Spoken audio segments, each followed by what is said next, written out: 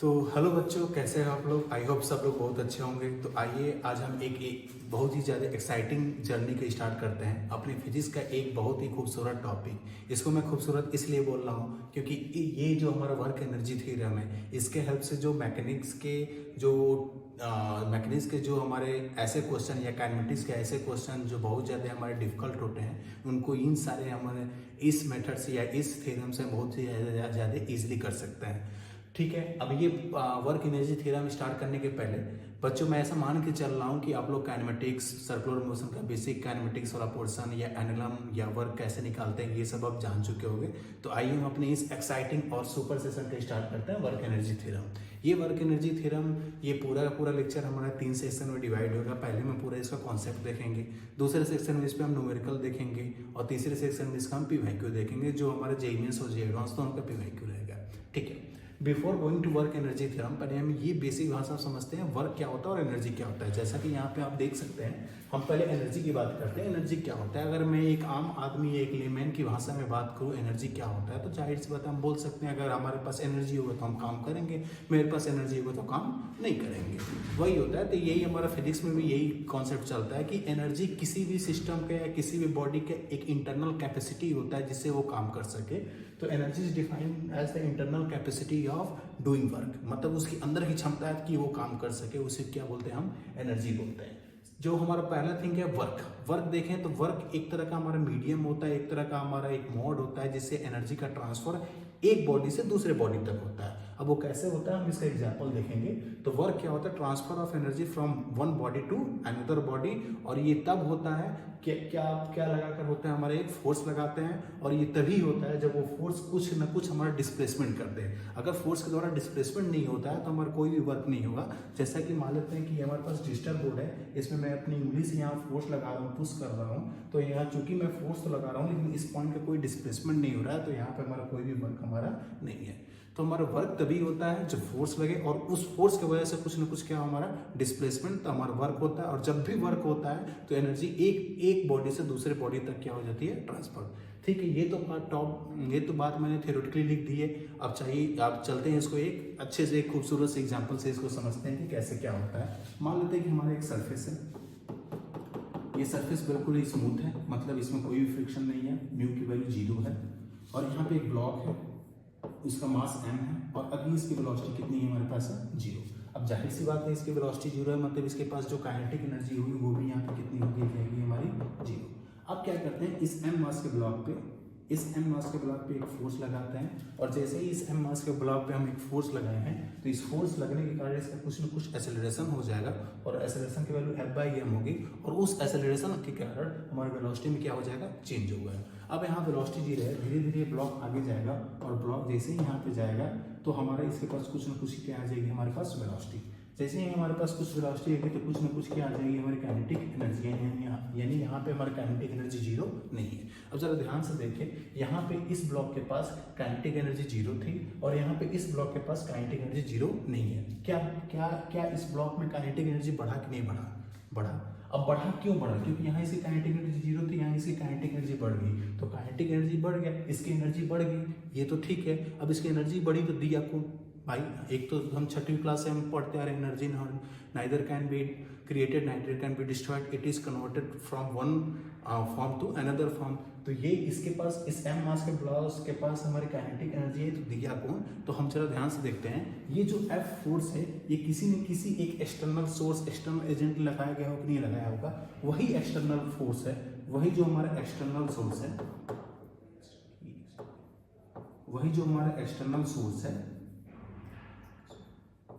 वही जो हमारा एक्सटर्नल सोर्स है वो F लगा रहा है, और उसी एक्सटर्नल सोर्स की एनर्जी कम हो रही है, और उसकी जितनी एनर्जी कम होगी वही हमारे इस m मास के ब्लॉक की एनर्जी क्या हो रही है, हमारी बढ़ रही है। तो ये F डिनोट कर रहा है एक एक्सटर्नल सोर्स जो कि एनर्जी इसको क्या कर रहा है, हमारा प्रोवाइड कर रहा है। तो इस पूरे सिनेरियो में हो क्या रहा है, हमारा m मास जो है उसके पास काइनेटिक एनर्जी आ गई, तो उसके पास काइनेटिक एनर्जी आई, उसके पास एनर्जी बढ़ी, दिया कौन, वो दिया ये F लगाने वाला जो भी एजेंट है। तो ये F एक रिप्रेजेंट करता है एक सोर्स को जो एनर्जी इस ब्लॉक में क्या कर रहा है, हमारा दे रहा है। अब यहाँ से बात समझ में आ गई, ये वाला चीज हम डिफाइन कर सकते हैं कि वर्क क्या होता है, ट्रांसफर ऑफ क्या होता है, एनर्जी, यानी इस फोर्स के द्वारा कुछ ना कुछ वर्क होगा और वही वर्क इसके काइनेटिक एनर्जी या इसके एनर्जी में क्या हो गया, हमारा चेंज हो गया। अब जाहिर से बात है दोनों डिफिनेशन देखें, ये हमारा transfer of energy from one block to another block है, और एनर्जी क्या होता है, एनर्जी होगा तो हम क्या कर सकते हैं, क्या दोनों बातें एक दूसरे से रिलेट कर रही है कि नहीं रिलेट कर रही है। अब तक हम फिजिकली देख चुके हैं कि दोनों बातें एक दूसरे से निर्भर कर रही है, एक दूसरे से रिलेट कर रही है। अब इसी को मैथमेटिकली रिप्रेजेंट करना ही, मैथमेटिकली रिप्रेजेंट कैसे करते हैं, उसी थ्योरम को क्या बोलते हैं हम, वर्क एनर्जी थ्योरम, यानी इसी कॉन्सेप्ट को एक हम मैथमेटिकल फॉर्म में लिख दें, उसी को हम क्या बोलेंगे, वर्क एनर्जी थ्योरम। अब इसका डेरिवेशन वगैरह जैसा भी होता है वो करते हैं, उसके पहले हम कुछ और बेसिक कॉन्सेप्ट देखते हैं। जैसे दिमाग में ये कभी कभी आता है कि सर हम वर्क कर रहे हैं, कोई फोर्स लगा के वर्क कर रहे हैं, तो कोई जरूरी थोड़ी नहीं कि उसका हमारा काइनेटिक एनर्जी बढ़े, उसका वो हो सकता है कि हम दबाने जाए, उस पर किसी भी बॉडी पे हम फोर्स लगाने जाए और उसका काइनेटिक एनर्जी नहीं बढ़ा, वो बॉडी दब गया। फॉर एग्जाम्पल जैसे हम एक स्पंजी बॉल जो येलो कलर का आता है वो हम लेते हैं, अभी तो मेरे पास स्पंजी बॉल नहीं है, लेकिन ये समझ लीजिए ये कागज को मैंने ऐसे एक्यूमुलेट करके बनाया है। ये मान लेते हैं हमारे पास बॉल है। अब जब इस बॉल पे हम मान लेते हैं यहाँ पे एक फोर्स लगाते हैं, यहाँ पे एक फोर्स लगाते हैं, तो हमारे तो इस फोर्स के द्वारा जो वर्क डन होगा, वो वर्क डन जरा ध्यान से देखें, वो वर्क डन सारा का सारा कन्वर्ट हो गया, ये सारा का सारा कन्वर्ट इसके पोटेंशियल एनर्जी में कन्वर्ट हो गया। इसमें कोई भी काइनेटिक एनर्जी हमारा नहीं बढ़ रहा है, नहीं बढ़ रहा है मतलब इसके पहले वेलोसिटी जीरो थी और बाद में भी कितना है, जीरो है। तो ये वाला तो चीज़ तो गलत हो गई। तो ये वाला चीज़ एक चीज़ के लिए वैलिड होता है, वो तभी वैलिड होता है जब वो बॉडी रिजिड बॉडी हो। जैसे फॉर एग्जांपल ये हमारे पास रिजिड बॉडी है। रिजिड बॉडी का मतलब होता है कि रिजिड बॉडी में कोई भी दो पॉइंट उठाएं, उसकी बीच की डिस्टेंस हमेशा ही सेम रहती है, हमेशा फिक्स रहती है, उसी क्या बोलते हैं, रिजिड बॉडी। अब इसमें मैं कितना भी फोर्स लगाऊंगा, अब जैसे ही इस पर फोर्स लगाऊंगा, इसके पास कुछ ना कुछ क्या आ गई, हमारी वेलोसिटी आ गई। तो इस रिजिड बॉडी में लगाया गया फोर्स के द्वारा जो भी वर्क डन होगा, सारा का सारा इसमें काइनेटिक एनर्जी में चेंज हो जाएगा। जबकि इस नॉन रिजिड बॉडी में अगर हम फोर्स लगाते हैं तो सारा का सारा फोर्स के द्वारा जो वर्क डन होगा वो इसके पोटेंशियल एनर्जी में क्या हो जाएगा, हमारा स्टोर हो जाएगा। तो हमारा जो फोर्स लगाने पे हमारा काइनेटिक फोर्स लगाने की वजह से जो वर्क डन होता है, वो वर्क डन काइनेटिक एनर्जी में चेंज होता है। ये केवल और केवल बात किसके लिए सही है, हमारा रिजिड बॉडी के लिए। अगर रिजिड बॉडी नहीं होगी तो हमारा जो वर्क डन होगा उसका कुछ पार्ट हमारा पोटेंशियल एनर्जी में क्या हो जाएगा, कन्वर्ट हो जाएगा। तो ये बात हमको नोटिस करनी पड़ेगी। ये बात अगर हम ढंग से लिखे इसको, तो इसको क्या लिखेंगे, अगर हमारा रिजिड बॉडी है,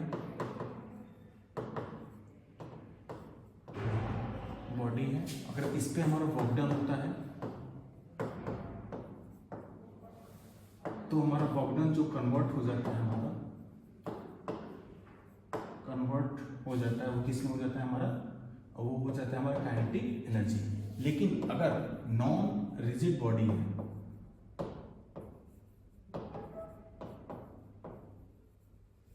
और इस पे अगर हम वर्क डन करते हैं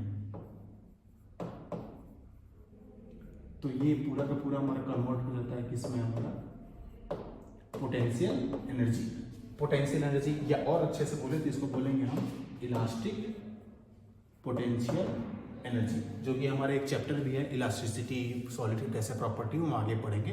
तो ये इस पूरे चैप्टर में हम पढ़ते समय हमें ये बात ध्यान रखेंगे, या ये जो कॉन्सेप्ट लगाते समय इस बात को ध्यान रखेंगे कि हम जो भी बॉडी पढ़ रहे हैं वो सारा का सारा रिजिड बॉडी है, और रिजिड बॉडी पर जब भी फोर्स लगाया जाता है तो उस फोर्स का वर्क डन होता है, वो किस में कन्वर्ट हो जाता है, हमारा काइनेटिक एनर्जी में। आई होप इतनी बात आपको समझ में आ गई होगी। अब चलते हैं इसका थोड़ा सा हम डेरिवेशन देख लेते हैं कि इसका डेरिवेशन आखिर होता कैसे है।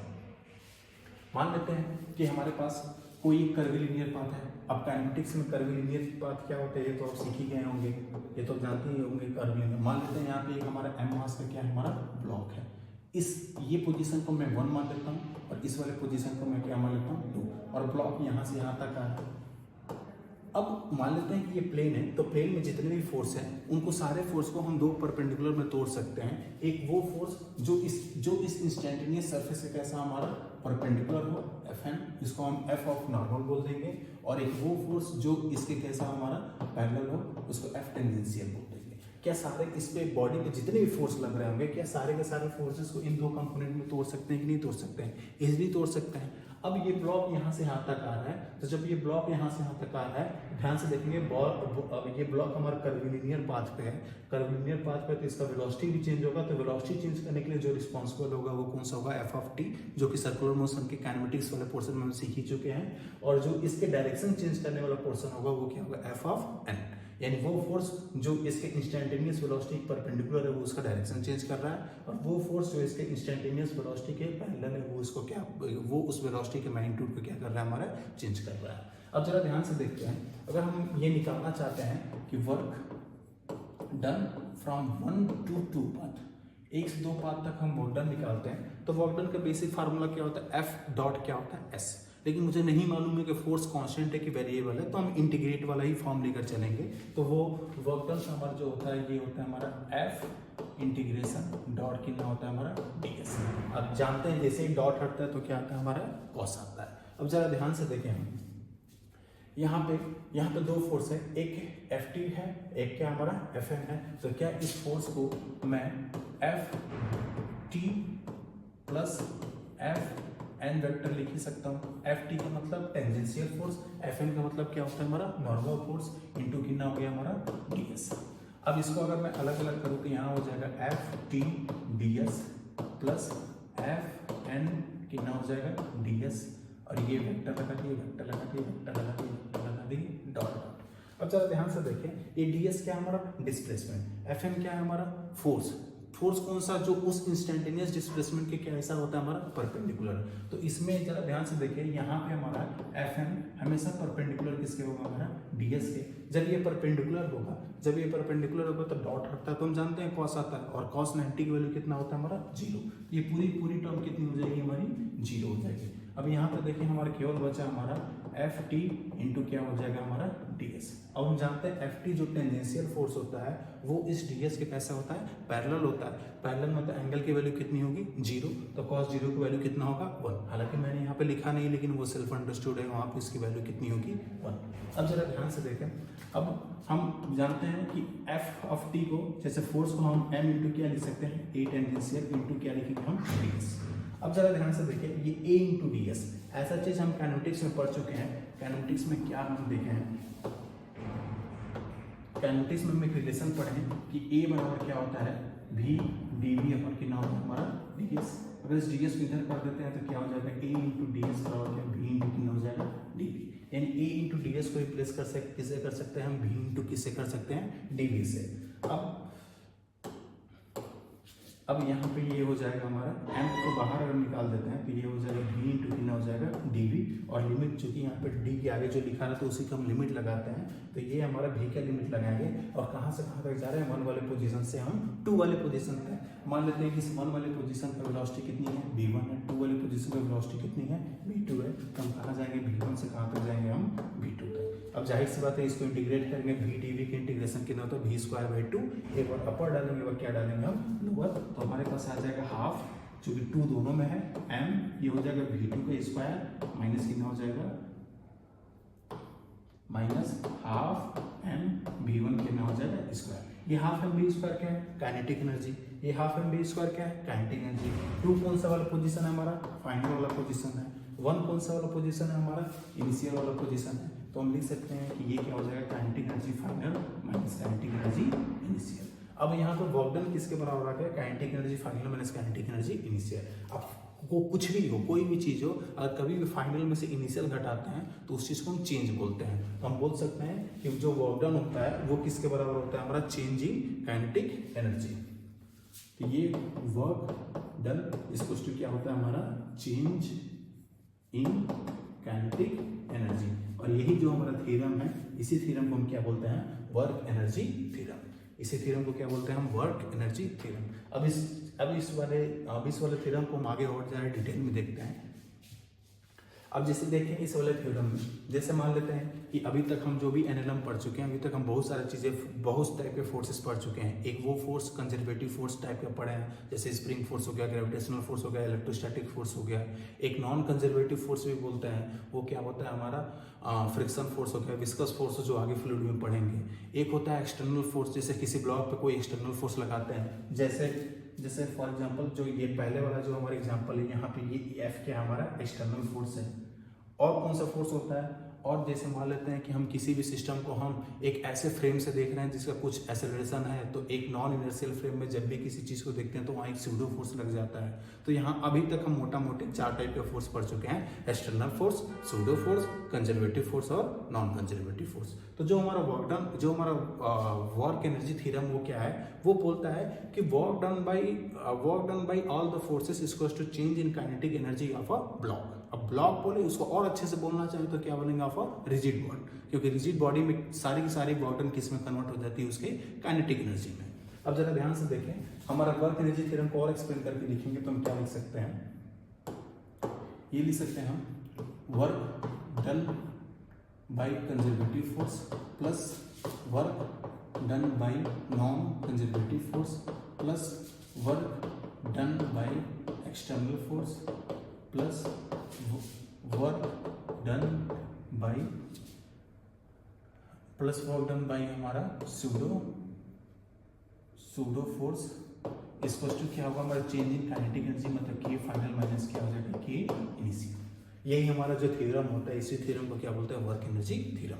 अब इसी थ्योरम को हम सवाल में लगाएंगे, सवाल में जो जो फोर्स जरूरत होगी वो फोर्स है, उस फोर्स का वर्क डन यहाँ लिखेंगे। अगर केवल एक फोर्स है तो केवल एक वाला वर्क डन लिखेंगे, अगर 3-4 तरह के फोर्स लगेंगे, जितने भी फोर्स है सबका वर्क डन हम यहाँ पे लिखेंगे, और वही किसके बराबर होगा, हमारा के फाइनल माइनस क्या हो जाएगा, इनिशियल। अब जरा ध्यान से देखें, अब मान लेते हैं कि हमारा एक ऐसा सिस्टम है या एक ऐसा सवाल है जिसमें केवल और केवल कंजर्वेटिव फोर्स लग रहा है। कौन सा फोर्स लग रहा है, केवल और केवल कंजर्वेटिव फोर्स। जब केवल और केवल कंजर्वेटिव फोर्स लग रहा है तो हमारे इसकी वैल्यू कितनी हो जाएगी, 0, मतलब नॉन कंजर्वेटिव फोर्स का वर्क डन, एक्सटर्नल फोर्स का वर्क डन और सूडो फोर्स का वर्क डन क्या हो जाएगा, हमारा 0 हो जाएगा। तो देखते हैं, अगर मैं एक सिचुएशन लेके चलता हूँ, if there is only conservative force, केवल और केवल क्या हमारा कंजर्वेटिव फोर्स, इन सब की वैल्यू कितनी हो जाएगी, 0। तो मेरे पास केवल बचेगा हमारा work done by conservative force equals to K final minus का के इनिशियल। और हम एक चीज पढ़ चुके हैं, क्या पढ़ चुके हैं हमारा, कि work done by conservative force क्या होता है हमारा, होता है हमारा u इनिशियल माइनस क्या होता है हमारा u final. u initial minus u क्या होता है, फाइनल। जहाँ u क्या होता है हमारा पोटेंशियल एनर्जी। जैसा कि हम जानते हैं कि पोटेंशियल एनर्जी केवल और केवल कंजर्वेटिव फोर्स के लिए डिफाइन होता है, u initial minus u final. अब इस वाले यहाँ work done by conservative force के ये वाली चीज अगर मैं यहाँ पे पुट करूंगा तो ये हो जाएगा u इनिशियल माइनस का u final equals to K final minus का के क्या हो जाएगा, इनिशियल। इसको इधर उधर सफल करते हैं तो ये हो जाएगा u इनिशियल, इसको इधर लाएंगे तो क्या हो जाएगा, के इनिशियल बराबर u फाइनल प्लस क्या हो जाएगा, के फाइनल। अब ये क्या हमारा पोटेंशियल एनर्जी इनिशियल की और काइनेटिक एनर्जी इनिशियल की। अब पोटेंशियल एनर्जी और काइनेटिक एनर्जी के सम को ही क्या बोलते हैं, मैकेनिकल एनर्जी। इसके सम को ही क्या बोलते हैं, मैकेनिकल एनर्जी। और तो इसका मैकेनिकल, इसका मतलब क्या हुआ, जब भी कोई सिस्टम में केवल और केवल कौन सा फोर्स लगता है, हमारा कंजर्वेटिव फोर्स लगता है, तो उस सिस्टम का हमारा मैकेनिकल एनर्जी हमेशा ही क्या होता है, कन्वर्ट होता है। इसका मतलब जो हमारा पोटेंशियल एनर्जी था वो काइनेटिक में चेंज होगा, जो काइनेटिक एनर्जी होगा वो पोटेंशियल में चेंज होगा। जैसे अगर इसका मैं एग्जाम्पल की बात करूँ, एग्जाम्पल की बात करते हैं, यहाँ पे मान लेते हैं मेरा ग्राउंड है और ये m मास का क्या हमारे पास है, ब्लॉक है, यहाँ से h हाइट पे ये रखा हुआ है, जस्ट इसको रिलीज कर रहे हैं, मतलब वेलोसिटी कितनी है, 0 है। अब यहाँ पे इस ब्लॉक पे केवल और केवल एक ही फोर्स लग रहा है, वो फोर्स हमारा ग्रेविटेशनल फोर्स है। और हम जानते हैं कि ग्रेविटेशनल फोर्स हमारा कौन सा फोर्स होता है, हमारा कंजर्वेटिव फोर्स होता है। ग्रेविटेशनल फोर्स कौन सा होता है, कंजर्वेटिव फोर्स। तो उसमें हम ये भी कर सकते हैं, ये भी लगा सकते हैं, ये भी लगा सकते हैं। अब जरा ध्यान से देखें, ये हमारे इनिशियल पोजीशन होगा, ये ब्लॉक जब नीचे आएगा तो हमारा कौन सा पोजीशन होगा, हमारा फाइनल। और पूछा है कि इस भी फाइनल की वैल्यू बताइए, हम सिंपल बोल सकते हैं कि केवल यहाँ पे कंजर्वेटिव फोर्स लग रहा है, मतलब ये वाली चीज हमेशा होगा। तो यहाँ लिखेंगे u इनिशियल, ये h हाइट ऊपर है तो इसका mgh होता है, प्लस k इनिशियल, इसकी वेलोसिटी कितनी है, 0। यहाँ लिखेंगे u इनिशियल की वैल्यू कितनी हो जाएगी, mgh, प्लस k इनिशियल की वैल्यू कितनी है, 0, क्योंकि वेलोसिटी 0 है तो काइनेटिक एनर्जी भी कितनी होगी, 0 होगी। ये फाइनल पोजीशन पे u फाइनल, ये नीचे आ गया, h की वैल्यू 0 होगी तो ये 0 हो जाएगा, प्लस k फाइनल। अब यहाँ की वेलोसिटी कितनी हो जाएगी, हाफ m कितना हो जाएगा, v स्क्वायर। अब यहाँ एम सेम क्या हो जाएगा, कैंसिल हो जाएगा, और ये करेंगे तो वी बराबर क्या हो जाएगा, अंडर रूट क्या हो जाएगा 2GH। अब ध्यान से करो, ये सेम फार्मूला हमने देखा था कि जब एक पार्टिकल को h हाइट से बुलाते हैं, जब हमारा वर्टिकल मोशन होता है, हमारा मोशन अंडर ग्रेविटी हो, तो उसका v का वैल्यू आता है अंडर रूट 2GH, जो हम काइनेमेटिक्स से पढ़े थे, और यहाँ हम वर्क एनर्जी थ्योरम से भी पढ़ सकते हैं, और काफ़ी अच्छे अच्छे जो बड़े बड़े क्वेश्चन होते हैं वो वर्क एनर्जी थ्योरम से किया जा सकता है। अब इस वाले इक्वेशन का एक और इम्पोर्टेंस होता है, क्योंकि ये वाला इक्वेशन ये हमको बचाता है इंटीग्रेशन से। Save us from integration। अब जाहिर सी बात है, अगर मान लेते हैं कि कोई हमारा क्वेश्चन आया और क्वेश्चन में ऐसा ऑप्शन है कि उसमें इंटीग्रेशन करना पड़ रहा है, तो ये तो अच्छी बात नहीं है, क्योंकि हम तो चाहते हैं इंटीग्रेशन ना करना पड़ेगा। इंटीग्रेशन करना पड़ रहा है मतलब हमको समय ज़्यादा लगेगा, तो ये वाला इक्वेशन हमको इंटीग्रेशन से बताता है। अब वर्क डन का फार्मूला क्या होता है, F × ds होता है। अगर F कांस्टेंट है पूरे डिस्प्लेसमेंट के लिए तो सिंपल निकल जाएगा, लेकिन क्या हो F हमारा कांस्टेंट ही ना हो, तो F क्या हो रही है, डिस्टेंस के साथ वैरी कर रही है, डिस्प्लेसमेंट के साथ वैरी कर रही है, तो हमें यहाँ इंटीग्रेशन करना पड़ेगा। तो वही इंटीग्रेशन से हमको ये बचाता है U इनिशियल U फाइनल। अब U क्या होता है, हमारा पोटेंशियल एनर्जी, जो केवल कंजर्वेटिव फोर्स के लिए होता है। तो हम अगले सेशन में अगले टॉपिक में देखते हैं कि हमको ये कैसे बचा देता है। अब जब ये बचाता है तो अब हमको कुछ ऐसे जो गिने चुने फोर्सेस हैं उनके द्वारा जो हमारा पोटेंशियल एनर्जी आती है उसको फार्मूला को आना चाहिए। जो सबसे पहला होता है हमारा gravitational potential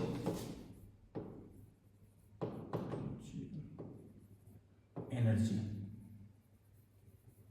gravitational potential energy का फार्मूला क्या होता है, U बराबर क्या होता है हमारा -G m1 m2 कितना होता है हमारा, अगर दो मास है हमारा m1 m2 एक दूसरे से r डिस्टेंस पर रखते हैं तो फार्मूला क्या होता है -G m1 m2 क्या होता है हमारा r होता है। अब जरा ध्यान से देखें, अब ये होता है, और जनरली हम एक और चीज यूज करते हैं, हमारा mg क्या करते हैं h, जो हम अभी वाले सवाल पिछले वाले सवाल में जो किए थे, यहाँ पर डायरेक्ट हम क्या यूज किए थे mgh, जो अभी के सवाल में यही ज़्यादा यूज होगा। और ये जब लगाते समय हम ये ध्यान रखते हैं कि जो हमारा जब ग्राउंड पे होता है, यानी ग्राउंड पे हम पोटेंशियल एनर्जी क्या मान के चलते हैं, 0। दूसरा हमारा होता है स्प्रिंग का पोटेंशियल एनर्जी, स्प्रिंग का पोटेंशियल एनर्जी, इसका फार्मूला क्या होता है, U बराबर होता है हमारा ½ kx², जहाँ x क्या हमारा कंप्रेशन या क्या होता है हमारा एलोंगेशन होता है। तीसरा जो हमारा होता है वो हमारा होता है इलेक्ट्रोस्टैटिक पोटेंशियल एनर्जी। इसका जो हमारा U का फार्मूला होता है हमारा इसका जो फार्मूला होता है हमारा Q1 Q2 अपन कितना होता है। अगर किसी क्वेश्चन में हुआ तो हम ऐसे लगा सकते हैं, Q1 Q2 क्या है, चार्ज है, और यहाँ Q1 Q2 हम साइन के साथ पुट करते हैं। ये छोटा मोटा आइडिया जो जानना हमारे लिए जरूरी है। अब हमारा ये वर्क एनर्जी थ्योरम का जो कॉन्सेप्ट है ऑलमोस्ट क्लियर है। कुछ छोटे सा पॉइंट है और है जिसको ध्यान देना बहुत ज़्यादा जरूरी है। छोटा सा पॉइंट क्या है, जैसे मान लेते हैं कि कुछ स्पेशल पॉइंट कि पहला स्पेशल पॉइंट है कि total work done by tension is always equals to कितना होता है हमारा, इक्वल टू 0। यानी टेंशन के द्वारा जो हमारा टोटल वर्क डन होता है हमेशा कितना होता है, 0। अब जाहिर सी बात होगा, जैसे मान लेते हैं कि यहाँ पे हमारा ये हिंज किए हुए यहाँ पे, और यहाँ से एक हम m मास के ब्लॉक को या m मास के ब्लॉक को ऐसे छोड़ते हैं तो ये हमारे ऐसे वर्टिकल सर्कुलर मोशन करेगा। जब यहाँ पर अगर टेंशन ऐसे लग रहा है और इसका ds का टेंडेंसी कहाँ रहेगा, हमारा नीचे रहेगा। जब ये कहीं अगर मास मान लेते हैं यहाँ पर अगर टेंशन ऊपर लग रहा है और इसका ds का टेंडेंसी कहाँ रहेगा, ऐसे रहेगा। मतलब इसमें टेंशन और ds इंस्टेंटेनियस जो डिस्प्लेसमेंट की डायरेक्शन है हमेशा ही परपेंडिकुलर होगी, और हम जानते हैं जब परपेंडिकुलर है तो यहाँ पे cos 90 की वैल्यू कितना हो जाएगा हमारा, cos 90 की वैल्यू होगा 0। Work done by tension always equals to कितना हो जाएगा, 0। अब ये पॉइंट है। दूसरा ये भी पॉइंट है।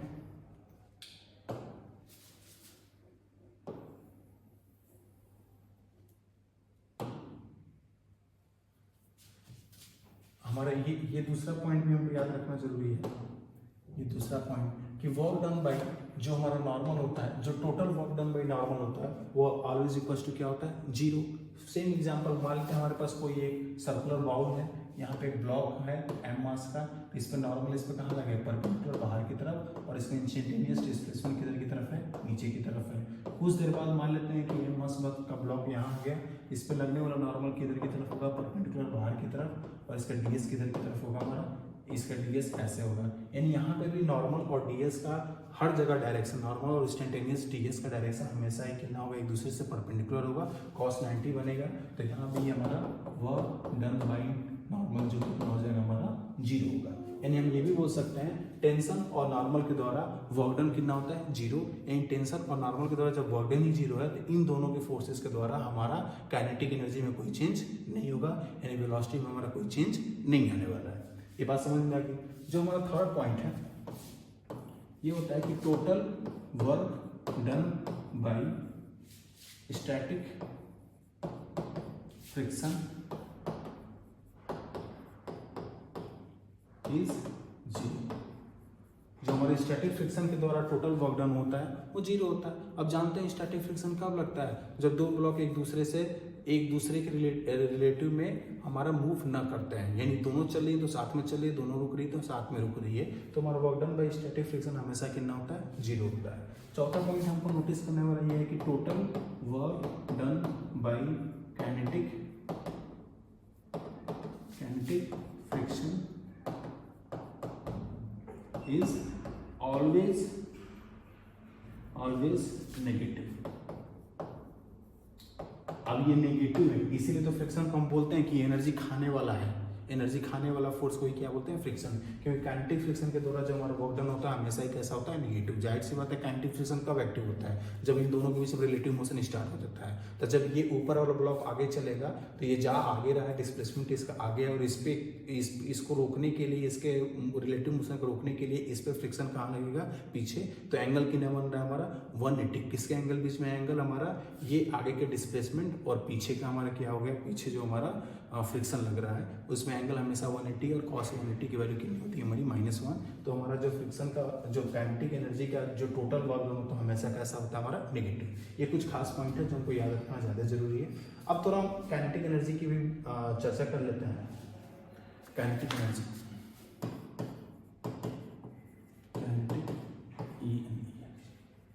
अब काइनेटिक एनर्जी क्या होता है, ये सिंपल एनर्जी होता है। यह वो एनर्जी होता है अगर किसी भी बॉडी में अगर उसमें मोशन है तो बाय वर्चू ऑफ मोशन उसके अंदर जो एनर्जी होती है उसे क्या बोलते हैं हम काइनेटिक एनर्जी। काइनेटिक एनर्जी का मात्रा या यूनिट की बात करें जूल होता है, हम लोग ऐसा क्लास 9 से पढ़ते आ रहे हैं। काइनेटिक एनर्जी का पहला पॉइंट ये हो गया। दूसरा पॉइंट ये हो गया कि काइनेटिक एनर्जी हमारा क्या होता है स्केलर होता है। अब वर्क डन भी क्या होता है स्केलर, काइनेटिक एनर्जी भी क्या होता है स्केलर। अब तीसरा पॉइंट हो गया अगर हमारा वन पार्टिकल की काइनेटिक एनर्जी की बात किया जाए तो सिंपल कितना होता है हाफ m क्या होता है हमारा v²। मतलब हमारा एक पार्टिकल मास m है, इसको मैं एक ही पार्टिकल मान के चलूँ, इसकी वेलोसिटी v है तो इसकी काइनेटिक एनर्जी कितनी हो जाएगी हाफ m v²। लेकिन अगर हमारा एक सिस्टम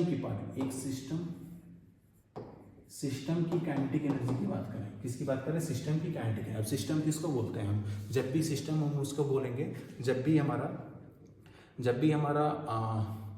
भी हमारा एक ऐसा चीज या एक ऐसा निकाय जिसमें एक से ज़्यादा या दो से ज़्यादा हमारे पार्टिकल होते हैं तो उस पूरे के पूरे चीज़ को हम क्या बोल देते हैं हम सिस्टम बोलते हैं। तो सिस्टम का काइनेटिक एनर्जी का जो फार्मूला होता है वो होता है हमारा हाफ mi प्लस क्या हो जाएगा हमारा vi का स्क्वायर, जहाँ i क्या है एक बार i1 डालेंगे एक और i2 डालेंगे, i क्या है i वहाँ से वहाँ तक डालेंगे जितना हमारा नंबर ऑफ क्या होगा पार्टिकल होगा।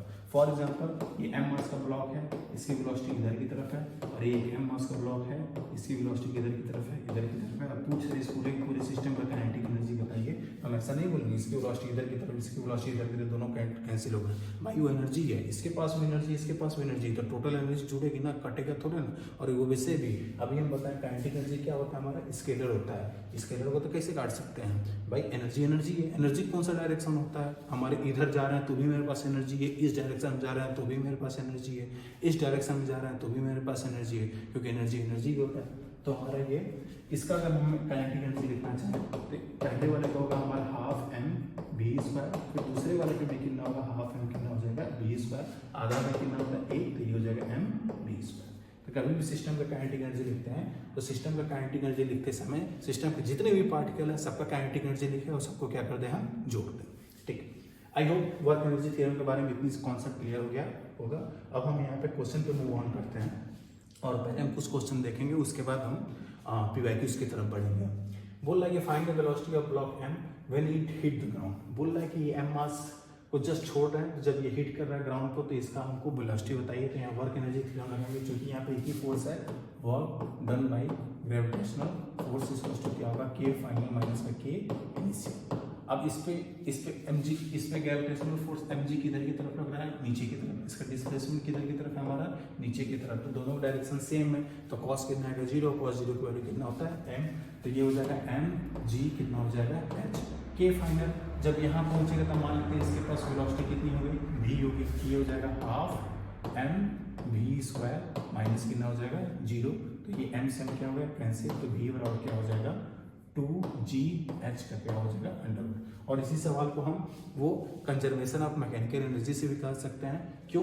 क्योंकि यहाँ पे केवल एक ही फोर्स लग रहा है mg, और mg कैसा फोर्स होता है हमारा, कंजर्वेटिव फोर्स होता है। ठीक, अगले वाले पे चलते हैं। ये बोल रहा है a loss of mark m when release from the rest. Release from the rest मतलब उसकी वेलोसिटी कितनी है 0। अगर मैं इसका डायग्राम बनाता हूँ, ये मानते हैं ग्राउंड है, ये m मास का क्या है हमारा ब्लॉक है, रिलीज कर रहे हैं मतलब इसके पास वेलोसिटी कितनी है 0 है। फ्रॉम अ हाइट fh, अब इसकी हाइट कितनी है हमारे पास है h है।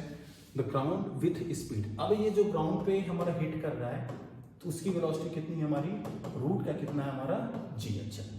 ठीक है, अब बोल रहा है find the work done by the resistive force. अब रेजिस्टिव फोर्स क्या होता है, हम जाहिर सी बात है जब किसी भी ब्लॉक ऊपर से नीचे करते हैं तो हमारे उस पूरे इन्वायरमेंट पे पूरे हवा में बहुत सारे ऐसे एयर पार्टिकल एयर डस्ट होता है। अब यही एयर पार्टिकल एयर डस्ट इस ब्लॉक के मोशन होने में दिक्कत पैदा करते हैं, मतलब हमेशा उसका क्या करते हैं अपोज करते हैं, उसे क्या बोलते हैं रेजिस्टिव फोर्स। अब देखते हैं यहाँ पे कौन कौन सा फोर्स लग रहा है। सबसे पहले फोर्स कौन सा लग रहा है हमारा, ग्रेविटेशनल फोर्स। ठीक है, दूसरा फोर्स कौन लग रहा है हमारा, ये सवाल में ही बोला कौन सा फोर्स लग रहा है हमारा, रेजिस्टिव फोर्स। इन दोनों फोर्स का नाम कोई और फोर्स नहीं है, तो हम क्या लिखेंगे हमारा work done by gravitational force लिख दिए, प्लस और कौन सा फोर्स है हमारा, वर्क डन बाई क्या लिख दिए हम, रेजिस्टिव फोर्स लिख दिए। अब यही दोनों फोर्स लग रहा है, इसके अलावा कोई और इस पे फोर्स लग ही नहीं रहा, अगर लगता तो उसका भी वर्क डन लिखते, बराबर क्या होगा हमारा के फाइनल माइनस का के इनिशियल। अब work done by gravitational force, इस पे mg कहाँ लग रहा है नीचे, इसका डिस्प्लेसमेंट कहाँ है नीचे, इसका वर्क डन कितना हो जाएगा हमारा mgh, प्लस यही तो चीज हमको निकालनी है तो इसको ऐसे ही छोड़ देते हैं, work done bye resistive force बराबर के फाइनल। अब ये नीचे जा रहा है किस वेलोसिटी से, रूट gh से, तो ये हाफ m और v स्क्वायर, इसका स्क्वायर करेंगे तो क्या हो जाएगा g इंटू कितना हो जाएगा h माइनस के इनिशियल। स्टार्टिंग इसकी वेलोसिटी कितनी है 0 है, तो ये कितना हो जाएगा 0। अब आ गया हमारे पास आंसर, इसको यहीं रखना है, इसको इधर उधर कर देते हैं तो ये हो जाएगा हमारा work done by resistive force बराबर हाफ mgh, और ये इधर आ जाएगा हमारा माइनस का mgh। अब जाहिर सी बात है देखते हैं, आधा में से एक घटा दें तो क्या आ जाएगा माइनस का आधा mgh, ये हो जाएगा वर्क डन बाई रेजिस्टिव क्या हो जाएगा डन बाय रेजिस्टिव फोर्स। जाहिर सी बात है ये माइनस आनी भी चाहिए थी, क्यों, क्योंकि यह वाला है जो रेजिस्टिव फोर्स हमेशा वेलोसिटी कहाँ लगता है अपोजिट, यानी नीचे आ रहा है डिस्प्लेसमेंट नीचे, वेलोसिटी नीचे है तो इसका अपोजिट कहाँ लगेगा हमारा ऊपर, इसलिए हमारा क्या आ रहा है हमारा यहाँ पे हमारा माइनस में। आई होप ये क्वेश्चन समझ में आ गया होगा। अब मैं हर एक क्वेश्चन पे मैं 1 सेकंड के लिए पॉज होऊंगा ताकि वीडियो को 1 सेकंड के लिए ताकि वीडियो को रोक कर आप उसका सोल्यूशन करें, फिर आगे मैं उसका बताता हूँ। ये क्या है हमारा, द बॉ of a simple pendulum of length L is release from the string is horizontal, find the speed at bottom. Simple है, एक मान लेते हैं हमारे पास एक पेंडुलम है, इसको यहाँ से छोड़ रहे हैं, तब छोड़ रहे हैं जब एक ऐसा हमारा हॉरिजॉन्टल में है, इसका लेंथ L है, मास कितना है m है, और जब ये नीचे जाएगा जस्ट छोड़ रहे हैं मतलब इसकी वेलोसिटी कितनी है हमारे पास है 0 है। जब ये नीचे जाएगा तो जब यहाँ पहुँच जाएगा तो बॉटम पे इसका क्या पूछ रहा है, स्पीड एंड वेलोसिटी वैल्यू पूछ रहा है। जाहिर सी बात है ये कौन सा वाला पॉइंट है इनिशियल, ये कौन सा वाला पॉइंट है फाइनल। अब देखते हैं यहाँ पे कौन कौन सा फोर्स लग रहा है। ये m मास का ब्लॉक कहाँ जा रहा है नीचे, ठीक है। एमओएस का ब्लॉक नीचे जा रहा है, किसके वजह से जा रहा है? ग्रेविटी की वजह से जा रहा है, ग्रेविटेशनल फोर्स की वजह से जा रहा है। तो यहाँ पे एक ग्रेविटेशनल फोर्स काम किया, ठीक है। दूसरा ये रस्सी है, तो रस्सी में और कौन सा फोर्स काम करता है? हमारा टेंशन। लेकिन अभी देख चुके हैं कि टेंशन का वर्क डन हमेशा ही कितना होता है? 0। तो केवल और केवल यहाँ पे कौन सा फोर्स काम कर रहा है? हमारा ग्रेविटेशनल फोर्स। और जब केवल ग्रेविटेशनल फोर्स काम कर रहा है तो हम देख सकते हैं, कुछ भी लगा सकते हैं, वर्क एनर्जी थ्योरम भी लगा सकते हैं, मैकेनिकल एनर्जी कंजर्वेशन भी लगा सकते हैं। तो यहाँ सिंपल लिखेंगे हम यहाँ पे work done by gravitational force plus work done by tension equal to क्या होगा? के फाइनल माइनस का के इनिशियल। अब इसकी वैल्यू कितनी होती है? 0। तो work done by gravitational force कितना लग रहा है? mg। और mg की ही डायरेक्शन में डिस्प्लेसमेंट कितना है हमारा? l है। कितना है हमारा? l। Work done by gravitational force हम जान चुके हैं, mg लिखते हैं और उसी की डायरेक्शन में क्या लिखते हैं हम? डिस्प्लेसमेंट। तो कितना हो गया? l। के फाइनल नीचे आया तो इसकी वेलोसिटी v हो गई, तो ये हो जाएगा हाफ mv²। और के इनिशियल की वैल्यू कितना हो गया? 0। m से m क्या हो गया? कैंसिल। तो ये v की वैल्यू कितना हो गया हमारा? √2gl। बात समझ में आ गई? आई होप देखे होगे पिछले 3-4 क्वेश्चन सिमिलर टाइप का है। सिमिलर टाइप का कराने के पीछे ये रीजन है ताकि ये कॉन्सेप्ट में यहाँ पे बढ़िया जा सके कि सिचुएशन कोई भी हम आराम से इजीली हैंडल कर सकते हैं। अब क्या बोला? The mass is given, the speed is u of the inclined plane making the angle of theta with the horizontal. अब बोला है कि हमारे पास इंक्लाइंड प्लेन है जो हॉरिजॉन्टल से कितना एंगल बना रही है हमारे पास? थीटा। एक ब्लॉक है जिसका मास कितना है? m। इसको कितना स्पीड देते हैं हम? u। अब बोला find out the x when the block find out the x when the block stop moving. अब जाहिर सी बात है ऊपर जाएगा, ऊपर जाते जाते जाते जाते जाते जाते जाते ये मास ये जो है ये रुक जाएगा। क्यों रुकेगा? जाहिर सी बात है इसका mg का जो एक कंपोनेंट इधर की तरफ है mg sin थीटा, वो इसके कहाँ है? अपोजिट। और वही इसको क्या कर रहा है? हमारा रोक रहा है। वही इसको क्या कर रहा है? हमारा रोक रहा है। यहाँ फ्रिक्शन के बारे में कुछ नहीं बोला तो हम नहीं कुछ मान के चलेंगे। मान लीजिए इसका फ्रिक्शन की वैल्यू कितनी हमारी है? 0। द ब्लॉक में से given the speed u inclined to plane, ठीक है। अब ये कितने डिस्टेंस से जाकर रुक रहा है? हमारा x डिस्टेंस पे। यहाँ पे लगा देंगे हम वर्क एनर्जी थ्योरम। तो यहाँ पे केवल और केवल कौन फोर्स काम कर रहा है? एक mg फोर्स काम कर रहा है, दूसरा कौन सा फोर्स काम कर? हमारा नॉर्मल। यहाँ पे नॉर्मल लगेगा ऊपर और इसका mg कहाँ लगेगा? हमारे पास नीचे। तो यहाँ लिखेंगे हम work done by gravitational force plus work done by normal force इसको क्या होगा? के फाइनल माइनस का के इनिशियल। अब हम जानते हैं work done by normal force हमेशा ही कितना होता है? 0 होता है। तो work done by gravitational force, gravitational force क्या होता है हमारा? mg। और mg की ही डायरेक्शन में डिस्प्लेसमेंट। लेकिन ये वाला जो डिस्प्लेसमेंट है ये mg की डायरेक्शन है, mg से किसी एंगल में है, तो हम इसका क्या करेंगे? कंपोनेंट करेंगे। अब जाहिर सी बात है यहाँ पे देखिए राइट एंगल ट्रायंगल बनना है, ये डिस्टेंस x है, ये थीटा है, ये क्या हो जाएगा? x cos theta. और ये कितना हो जाएगा हमारा? x sin theta. तो mg और mg की डायरेक्शन डिस्प्लेसमेंट कितना है हमारा? x sin theta. लेकिन ये x sin थीटा डिस्प्लेसमेंट किधर की तरफ है? नीचे की तरफ है कि ऊपर की तरफ है? ब्लॉक कहाँ जा रहा है? ऊपर। तो ये डिस्प्लेसमेंट डायरेक्शन किधर की तरफ है? हमारी ऊपर की तरफ है। तो यहाँ देखेंगे mg और mg की डायरेक्शन में डिस्प्लेसमेंट कितना हो गया हमारा? sin theta. चूंकि दोनों का डायरेक्शन क्या है? अलग अलग है, तो यहाँ पे क्या आएगा हमारे पास? माइनस बराबर के फाइनल। फाइनल से काइनेटिक एनर्जी कितनी हो जा रही है? फाइनल की वेलोसिटी कितनी हो जा रही है? 0। क्योंकि जानते हैं ये तब तक ऊपर जाते रहेगा जब तक इसकी वेलोसिटी क्या ना हो जाए हमारे पास? 0। तो जब ये 0 हो गया तो ये के फाइनल कितना हो गया? 0 माइनस के इनिशियल, ये हो जाएगा हाफ m। अब इसकी वेलोसिटी कितनी है हमारी? u²। अब देख लेते हैं m से m क्या हो गया? कैंसिल। तो माइनस से माइनस क्या हो गया? कैंसिल। तो ये हो जाएगा u बराबर कितना हो जाएगा? 2gx sin थीटा इंटू क्या हो जाएगा हमारा? √। और दैट इज द हमारा यही हमारा क्या है? आंसर।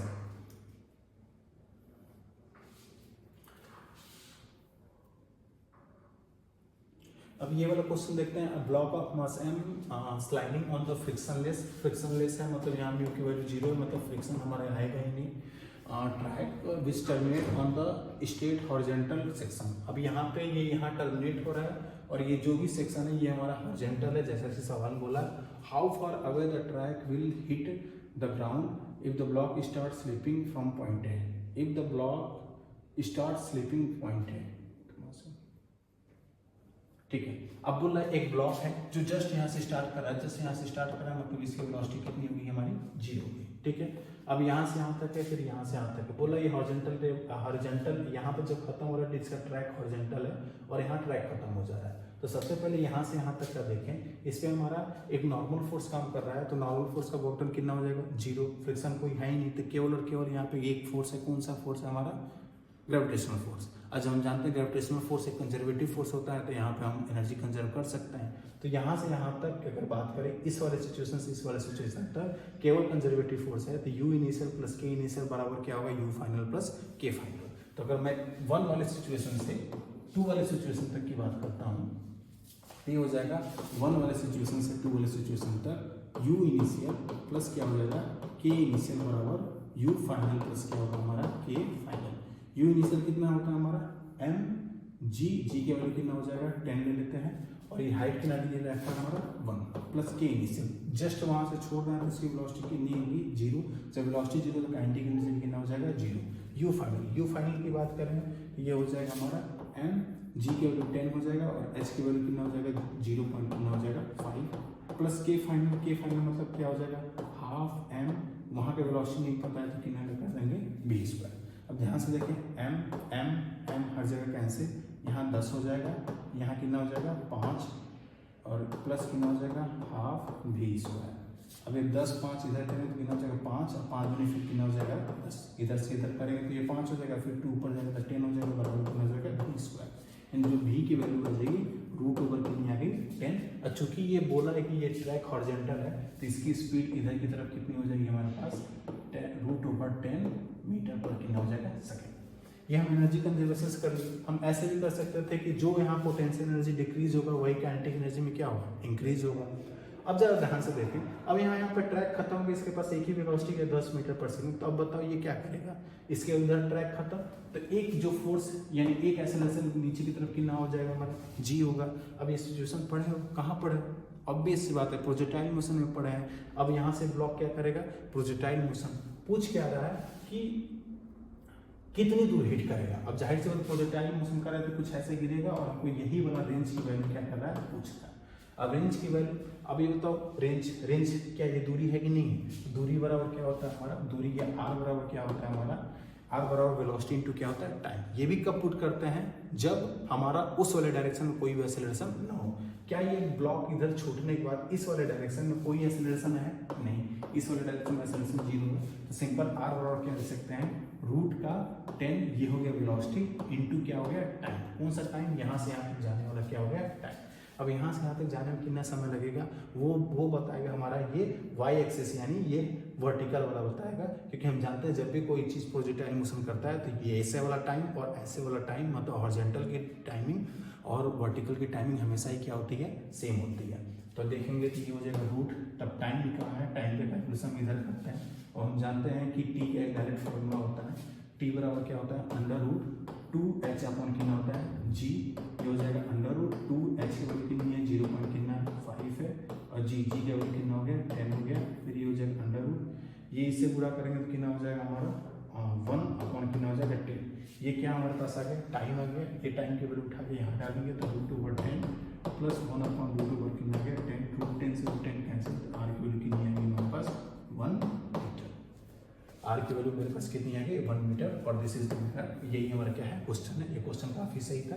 काफ़ी सही इसलिए था क्योंकि यहाँ से यहाँ तक हमारा वर्क एनर्जी थ्योरम में काम आया, और यहाँ से यहाँ तक हम क्या निकाल दिए? हम प्रोजेक्टाइल वाला सेक्शन कर लिए हम। ठीक है, नेक्स्ट क्वेश्चन करते हैं। अच्छा, नेक्स्ट क्वेश्चन आने के पहले मैं एक और क्वेश्चन ऐसे पूछता हूँ।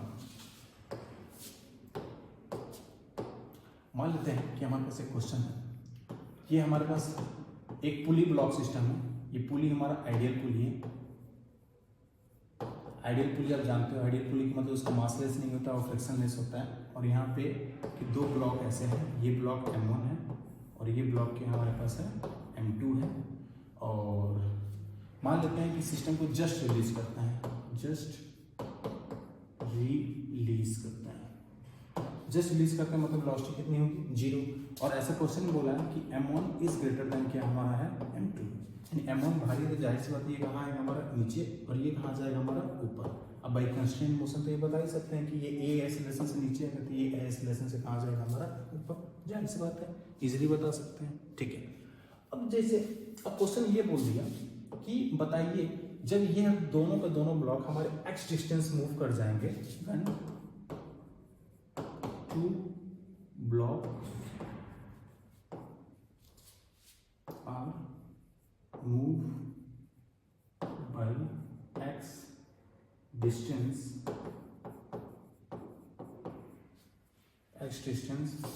Find its velocity। जब दोनों के दोनों ब्लॉक हमारे एक्स डिस्टेंस से मूव कर जाएंगे तो दोनों क्या बतानी है हमको, वेलोसिटी बतानी है। अब जाहिर सी बात है वेलोसिटी बतानी तो हम वर्क एनर्जी थ्योरम यहाँ पे लगा देंगे। अब चूंकि बाई कंस्टेंट ये बोल सकते हैं कि एक्स डिस्टेंस नीचे है तो ये भी एक्स डिस्टेंस कहाँ जाएगा, ऊपर, इसकी भी वेलोसिटी नीचे की तरफ होगी तो इसकी भी वेलोसिटी किधर की तरफ होगा, ऊपर। और ऐसा क्यों बोल रहे हैं, क्योंकि m1 की वैल्यू ग्रेटर देन क्या है हमारा m2 है। अब ये क्वेश्चन काफी ईजी है, हम इजिली इस क्वेश्चन को लगा सकते हैं। ठीक है, देखते हैं अब ये कितना डिस्टेंस नीचे आ रहा है, ये एक्स डिस्टेंस कहाँ आ रहा है हमारे पास, नीचे, और ये तो जब ये एक्स डिस्टेंस नीचे आएगा तो ये कितना डिस्टेंस ऊपर चला जाएगा, एक्स।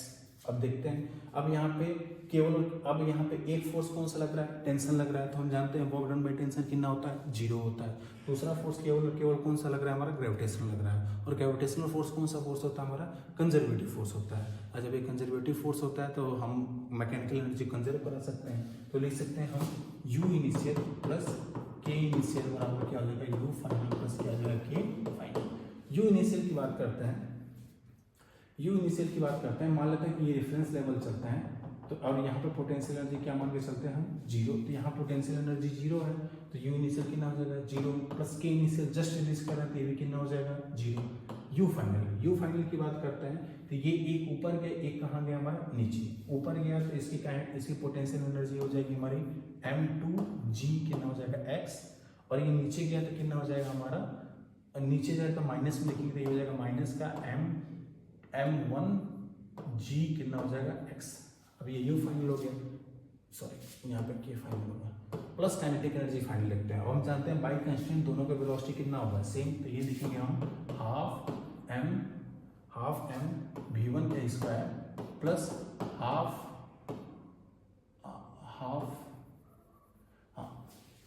m मतलब पहले ब्लॉक का मास, और v मतलब हम जानते हैं दोनों की वेलोसिटी सेम है तो half m1 v square plus half m2 कितना हो जाएगा, v स्क्वायर। अब यही मेरे पास क्या बन गया, रिलेशन। अब यहाँ से हमको क्या बताना है, वेलोसिटी, तो बाकी इधर उधर करेंगे हमारा सारा का सारा आंसर आ जाएगा। अब इजीली इस चीज़ को कैलकुलेट कर सकते हैं। देखते हैं ये 0 होगा, यहाँ से अगर मैं gx को कॉमन करता हूँ, gx को कॉमन करता हूँ तो ये हो जाएगा m2 माइनस कितना हो जाएगा, m1 प्लस यहाँ पे मैं हाफ v स्क्वायर को कॉमन करता हूँ तो ये हो जाएगा m1 प्लस कितना हो जाएगा हमारा, m2।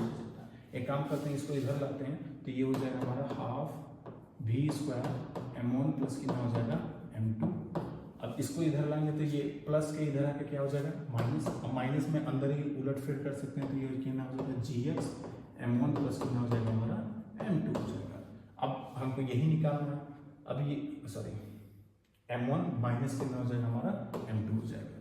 अब 2 को उधर भेज देंगे तो ये हो जाएगा v स्क्वायर बराबर क्या हो जाएगा हमारा, 2 को उधर भेजे तो 2gx हो गया, और ये कितना हो जाएगा हमारा m1 माइनस कितना हो जाएगा हमारे पास, m2, और ये वाली चीज़ कहाँ आ जाएगी, नीचे, ये हो जाएगा m1 प्लस कितना हो जाएगा, m2, और ये स्क्वायर यहाँ से हटेगा तो क्या आ जाएगा, अंडर, और दिस इज आवर वेलोसिटी। और यही मेरे पास क्या आएगा, हमारे पास क्या आ गया, वेलोसिटी आ गया।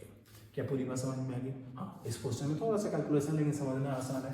एक पोटेंशियल एनर्जी का जो कैलकुलेशन है वो हम करना सीख ही चुके हैं कि इसके ऊपर जाते हैं तो प्लस मिलते हैं, इसके नीचे जाते हैं तो क्या लिखते हैं हम, माइनस। ठीक, अब अगले सवाल पर मूव करते हैं। क्या बोला, find the maximum elongation in the spring, no friction in the pulley.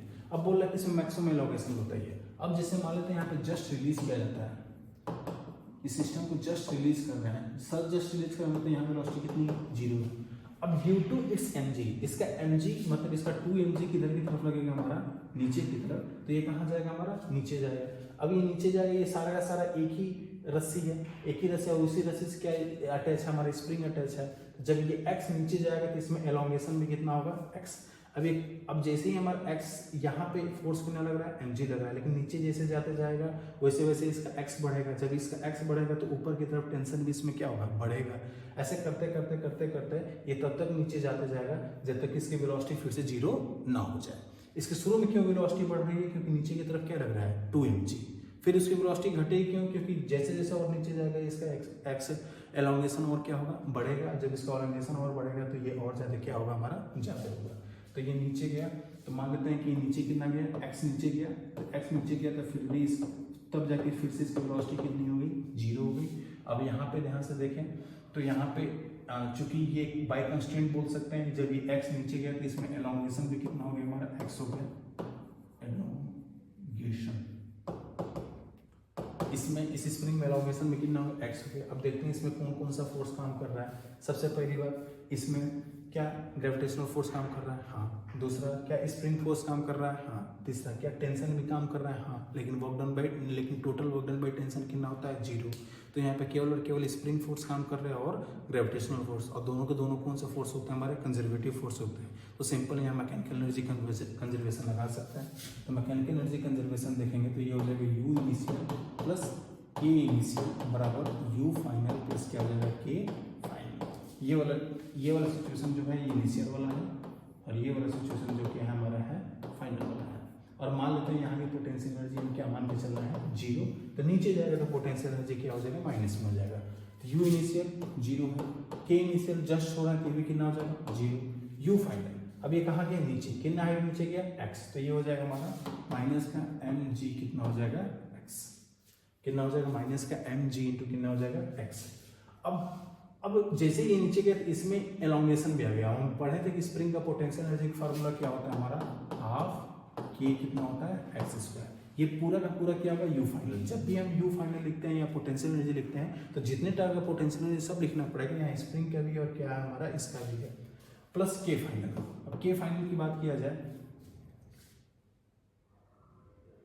Plus के फाइनल। अब के फाइनल जब यहाँ पे जाएगा तो ये भी कितना हो जा रहा है हमारा, ये जब नीचे जाएगा तो ये इसके वेलोसिटी कितनी होगी, जीरो। तो के फाइनल कितना हो गया, जीरो। तो यहाँ से इजीली देख सकते हैं कि हमारा एम जी एक्स बराबर क्या हो जाएगा, हाफ के कितना हो जाएगा, एक्स स्क्वायर। तो निकालना क्या है हमें, निकालना क्या है, इलोंगेशन। ये इलोंगेशन एक्स निकालना तो एक एक्स क्या हो गया, कैंसिल। यहाँ एक्स बराबर क्या हो जाएगा, 2 अपन कितना हो जाएगा, के। यही हमें क्या गया, मैक्सिमम क्या आ गया, इलोंगेशन आ गया। आई होप ये क्वेश्चन समझ में आ गया होगा। हम जैसे जैसे बढ़ रहे हैं क्वेश्चन की हमारा लेवल भी ऐसा बढ़ते जाएगा। Find the maximum elongation in spring with no friction in the pulley. ठीक, क्या पूरी कहानी समझ में आई। ये कब लगा पा रहे हैं, जब केवल केवल कौन सा फोर्स होता है, हमारा कंजर्वेटिव फोर्स होता है।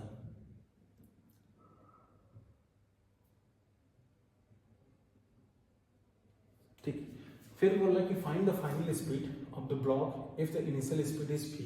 अब इसमें हम मैक्सिमम इलोंगेशन यहाँ पूछ रहा है। मैक्सिमम इलोंगेशन तभी हो सकता है जब जब तक इसकी वेलोसिटी जीरो ना हो जाए। अगर इसकी वेलोसिटी कुछ भी रहेगी तो और नीचे जाते जाएगा और इसका इलोंगेशन बढ़ते जाएगा। तो मैक्सिमम इलोंगेशन के केस में इसकी वेलोसिटी कितनी हुई है, जीरो हुई है। अब ये वाले क्वेश्चन देखते हैं। बोल रहा है find the final speed of the block if the initial speed is v1। अब देखते हैं यहाँ वर्क एनर्जी थ्योरम लगाते हैं। तो पहले कौन कौन सा फोर्स काम कर रहा है, mg काम कर रहा है किधर की तरफ, नीचे की तरफ। नॉर्मल किधर की तरफ काम कर रहा है, ऊपर की तरफ।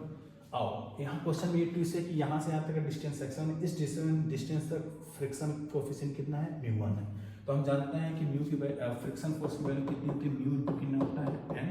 म्यू यहाँ इस केस में म्यू की वैल्यू कितनी है, μ1 नॉर्मल। क्योंकि ये ब्लॉक ऊपर नीचे नहीं जा रहा तो ये फोर्स और ये फोर्स क्या होगा, सेम होगा। तो ये कितना हो जाएगा हमारा mg। इस वाले सेक्शन की अगर मैं फ्रिक्शन की बात करें, इसको F1 बोल दिया, इसको F2 बोल दिए, तो इस F2 की वैल्यू कितनी होगी हमारी, म्यू इंटू n। म्यू की वैल्यू कितनी है हमारी, μ2 है। और यहाँ कितना हो जाएगा, अच्छा यहाँ कितना हो जाएगा, 1 सेकेंड, ये मास तो वही रहेगा, ये m1 ही होगा क्योंकि मास नहीं बदलेगा, हमारी चीज़ वही है। तो ये हो जाएगा हमारा m1 m इंटू कितना हो जाएगा g। ये m1 हटा दो कि और सीधे सीधे हम क्या लिखेंगे, हम m ही लिखेंगे। बात समझ में आएंगे।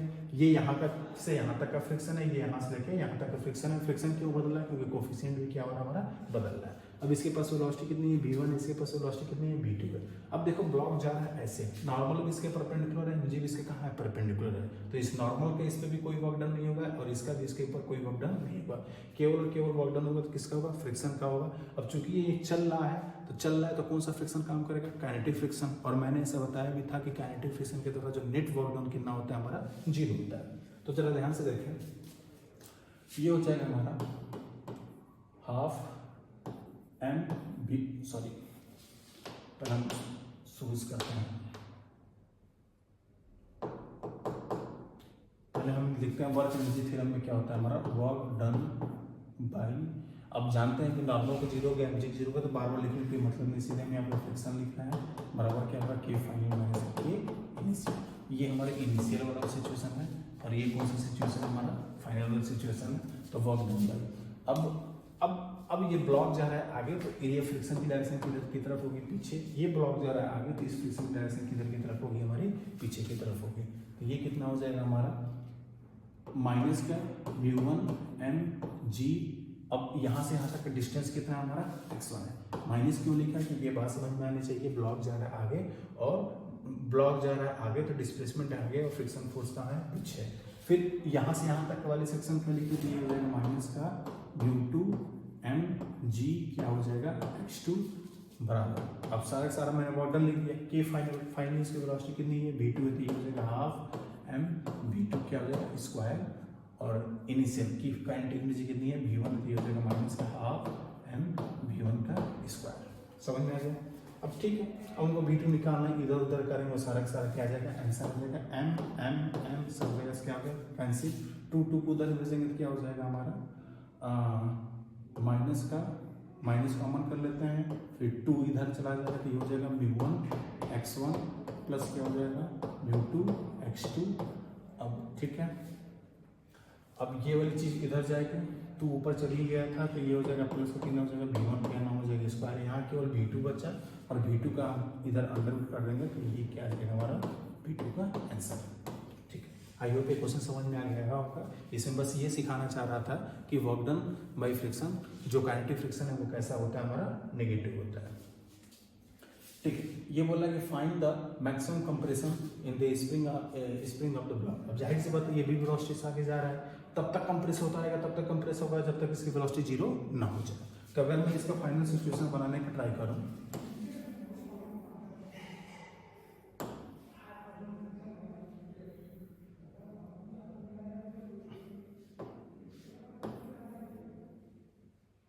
अगर मैं इसका फाइनल सिचुएशन बनाने का ट्राई करूँ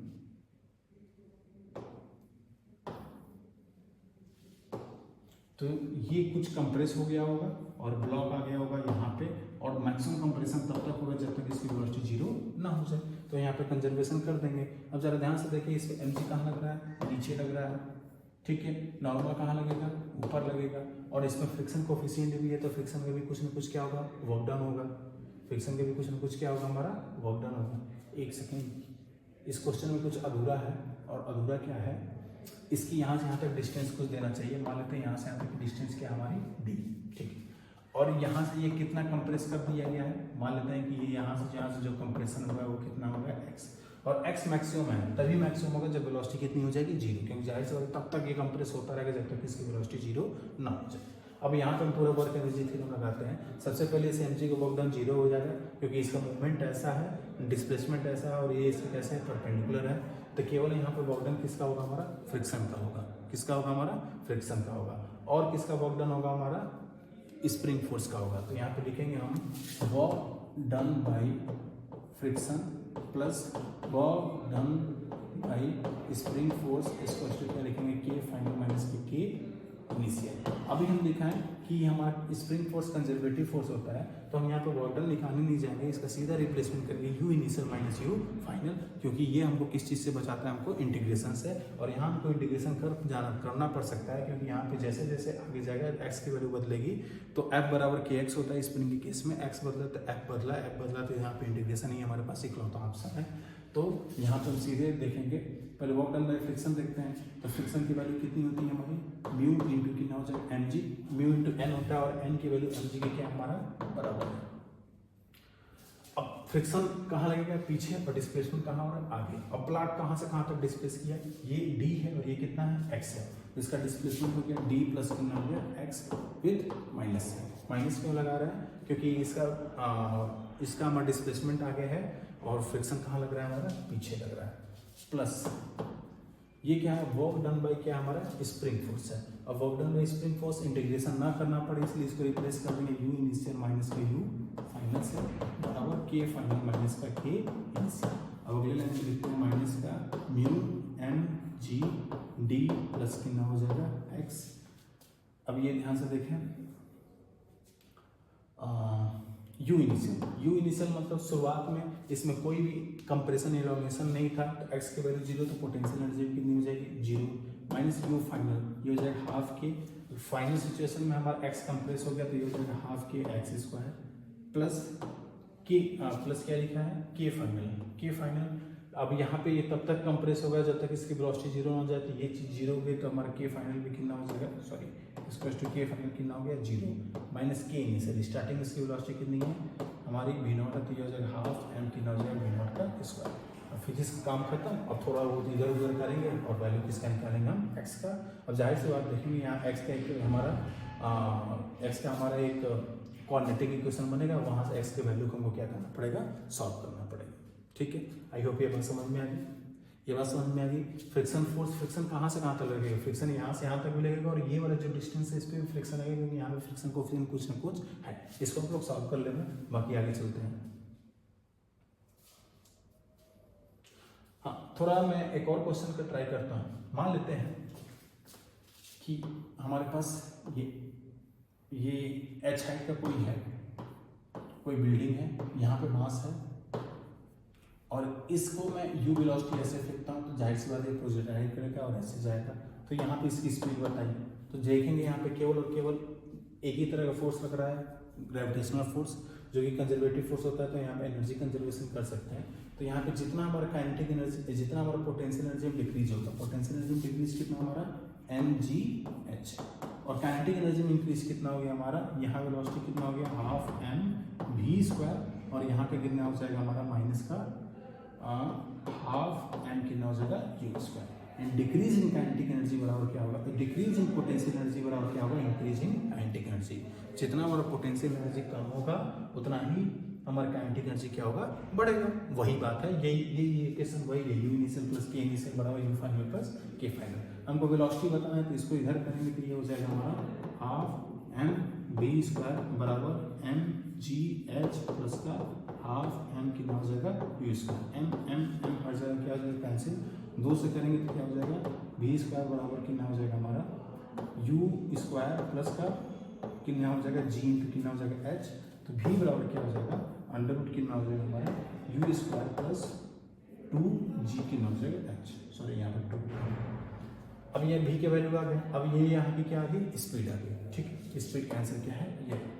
अब जरा ध्यान से देखें, मान लेते हैं कि ये u स्पीड ऐसे फेंक, अगर u स्पीड को ऐसे फेंक दे तो क्या होगा, तो भी यही इक्वेशन लगाएंगे, क्योंकि इतना ही डिक्रीज होगा उतना ही क्या होगा, इंक्रीज होगा।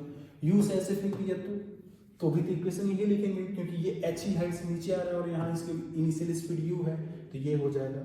अगर मान लेते हैं कि ऐसे फेंक दे, ऐसे फेंक दे, ऐसे फेंक दे, कैसे भी फेंक दे, हर एक केस में ये ऐसे फेंक दे या ऊपर फेंक दे, हर एक केस में एक्सप्रेशन क्या लिखने वाले हैं, यही लिखने वाले हैं। अब यही सवाल अगर हमको प्रोजेक्टाइल मोशन काइनेटिक्स से करते तो यही सवाल करने में हमको बहुत ज़्यादा समय लग जाता। हम कंपोनेंट करते हैं, फिर 2 परपेंडिकुलर डायरेक्शन हॉरिजॉन्टल वर्टिकल करते हैं, ये निकालते वो निकालते, करते करते ये सारा क्या आता है हमारे पास आंसर आता। बात समझ में आ गई ना।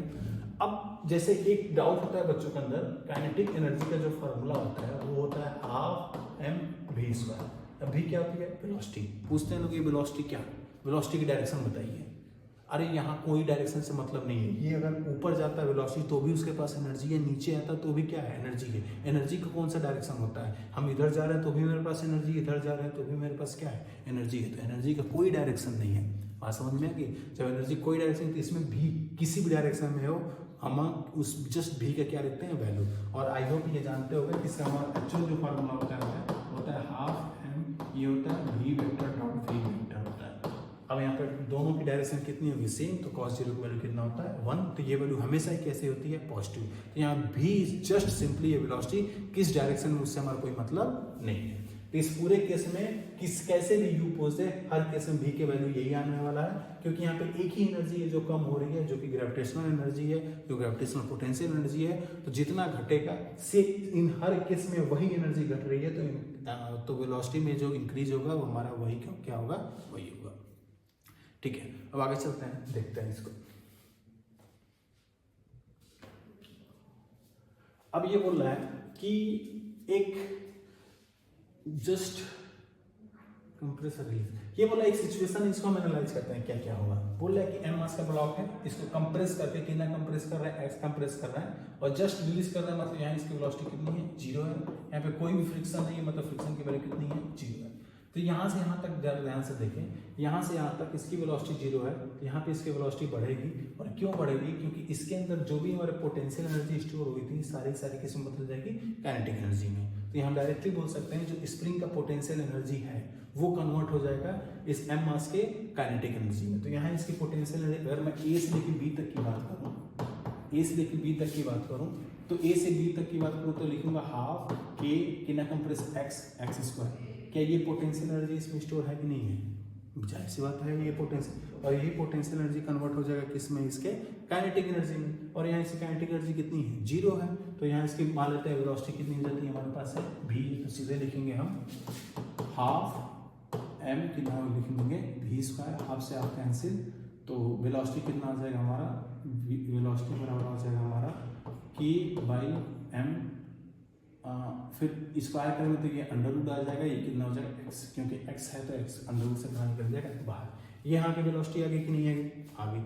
अब इसके पास यहाँ पे ये वेलोसिटी है, अब वेलोसिटी की वैल्यू ये है हमारी, तो अब ये चीज, अब बताओ अब यहाँ के बाद क्या होगा, जाहिर सी बात है इसके पास ये वेलोसिटी, तो अब यहाँ से क्या करेगा हमारा प्रोजेक्टाइल मोशन। अब प्रोजेक्टाइल मोशन जैसे ही किया, क्या ये पिछला वाला सिचुएशन फिर से हो गया कि नहीं हो गया। अब यहाँ फर्क ही नहीं पड़ रहा है यू किस डायरेक्शन में, यू जस्ट क्या है, वेलोसिटी है। अब यहाँ से यहाँ तक की बात करें तो यहाँ तक हमारा डिक्रीज इन पोटेंशियल एनर्जी बराबर क्या हो जाएगा, इंक्रीज इन हमारा क्या हो जाएगा, काइनेटिक एनर्जी। तो ये बी पॉइंट है, ये सी पॉइंट है, तो अगर मैं बी से लेकर सी तक की बात करता हूँ तो हमारा डिक्रीज इन पोटेंशियल एनर्जी, या पोटेंशियल एनर्जी यहाँ की हाइट कितनी मान लेते हैं, कितनी हमारी h है, तो यहाँ कितना हो जाएगा हमारा m g, फिर कितना हो जाएगा h, ये पोटेंशियल एनर्जी है। क्या यही जो पोटेंशियल एनर्जी डिक्रीज होगा वो इंक्रीज इन काइनेटिक एनर्जी होगा कि नहीं होगा। अब मान लेते हैं यहाँ जो पहुंचे ये एम मास के बाद इसकी वेलोसिटी में v डैश मान लेता हूँ, तो क्या लिखूंगा, increase in kinetic energy, final kinetic energy कितना हो जाएगा, हाफ एम v डैश के स्क्वायर, v डैश के स्क्वायर माइनस का हाफ एम कितना हो जाएगा, v स्क्वायर। अब ये माइनस से इधर आके क्या हो जाएगा, प्लस एम एम को काट ही देते हैं और 2 का पूरा करेंगे तो कितना हो जाएगा हमारा, v डैश के स्क्वायर बराबर कितना हो जाएगा हमारा v स्क्वायर प्लस कितना हो जाएगा 2g कितना हो जाएगा h। अब इस v स्क्वायर की वैल्यू यहाँ से पुट करेंगे तो कितना हो जाएगा, v डैश का स्क्वायर बराबर हो जाएगा k by m x square, k by m x square plus कितना हो जाएगा 2g कितना हो जाएगा h, v डैश का स्क्वायर कितना हो जाएगा हमारा, v डैश ये स्क्वायर तो उधर जाके अंदर रूट हो जाएगा, ये हो जाएगा k by m x square plus का 2g कितना हो जाएगा h। बात समझ में आएगी। तो ए से बी तक कौन सी एनर्जी किस में कन्वर्ट हो रही है, ए से बी तक हमारी स्प्रिंग की potential energy kinetic energy change हो रही है, और बी से लेकर सी तक क्या चेंज हो रहा है हमारा, जो इसकी ग्रेविटेशनल पोटेंशियल एनर्जी है वो किस में कन्वर्ट हो रही है हमारी, इसके काइनेटिक एनर्जी में। आई होप यहाँ तक बात समझ में आ गई होगी। ठीक है, अब यहाँ से हम देखते हैं आगे।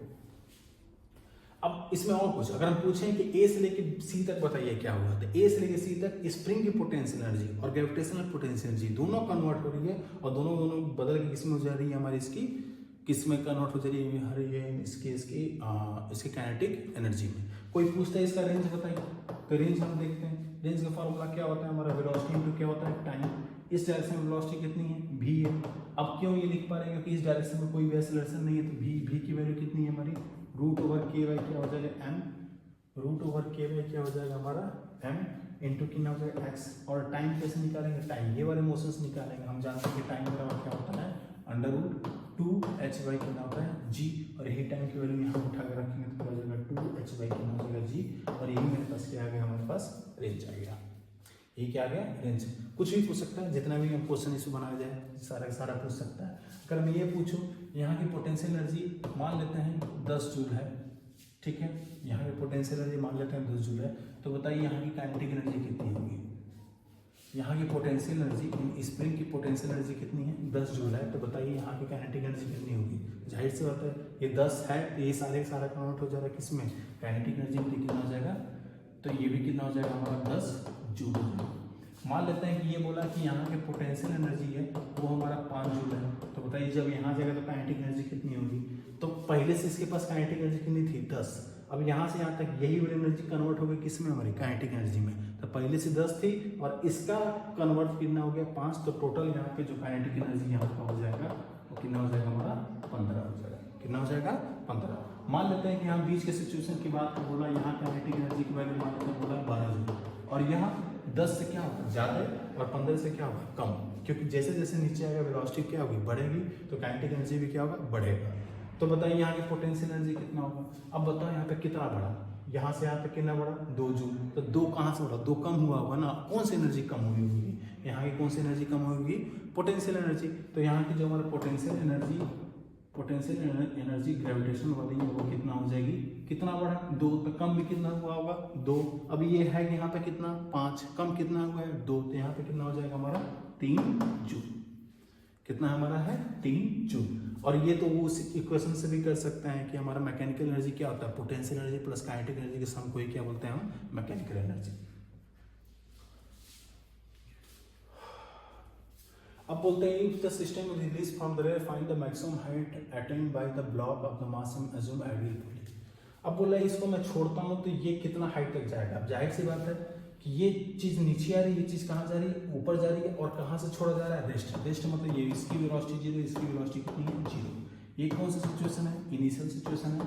और फाइनल सिचुएशन में ये कहाँ जाएगा नीचे, और ये कुछ कहाँ चला जाएगा हमारा ऊपर।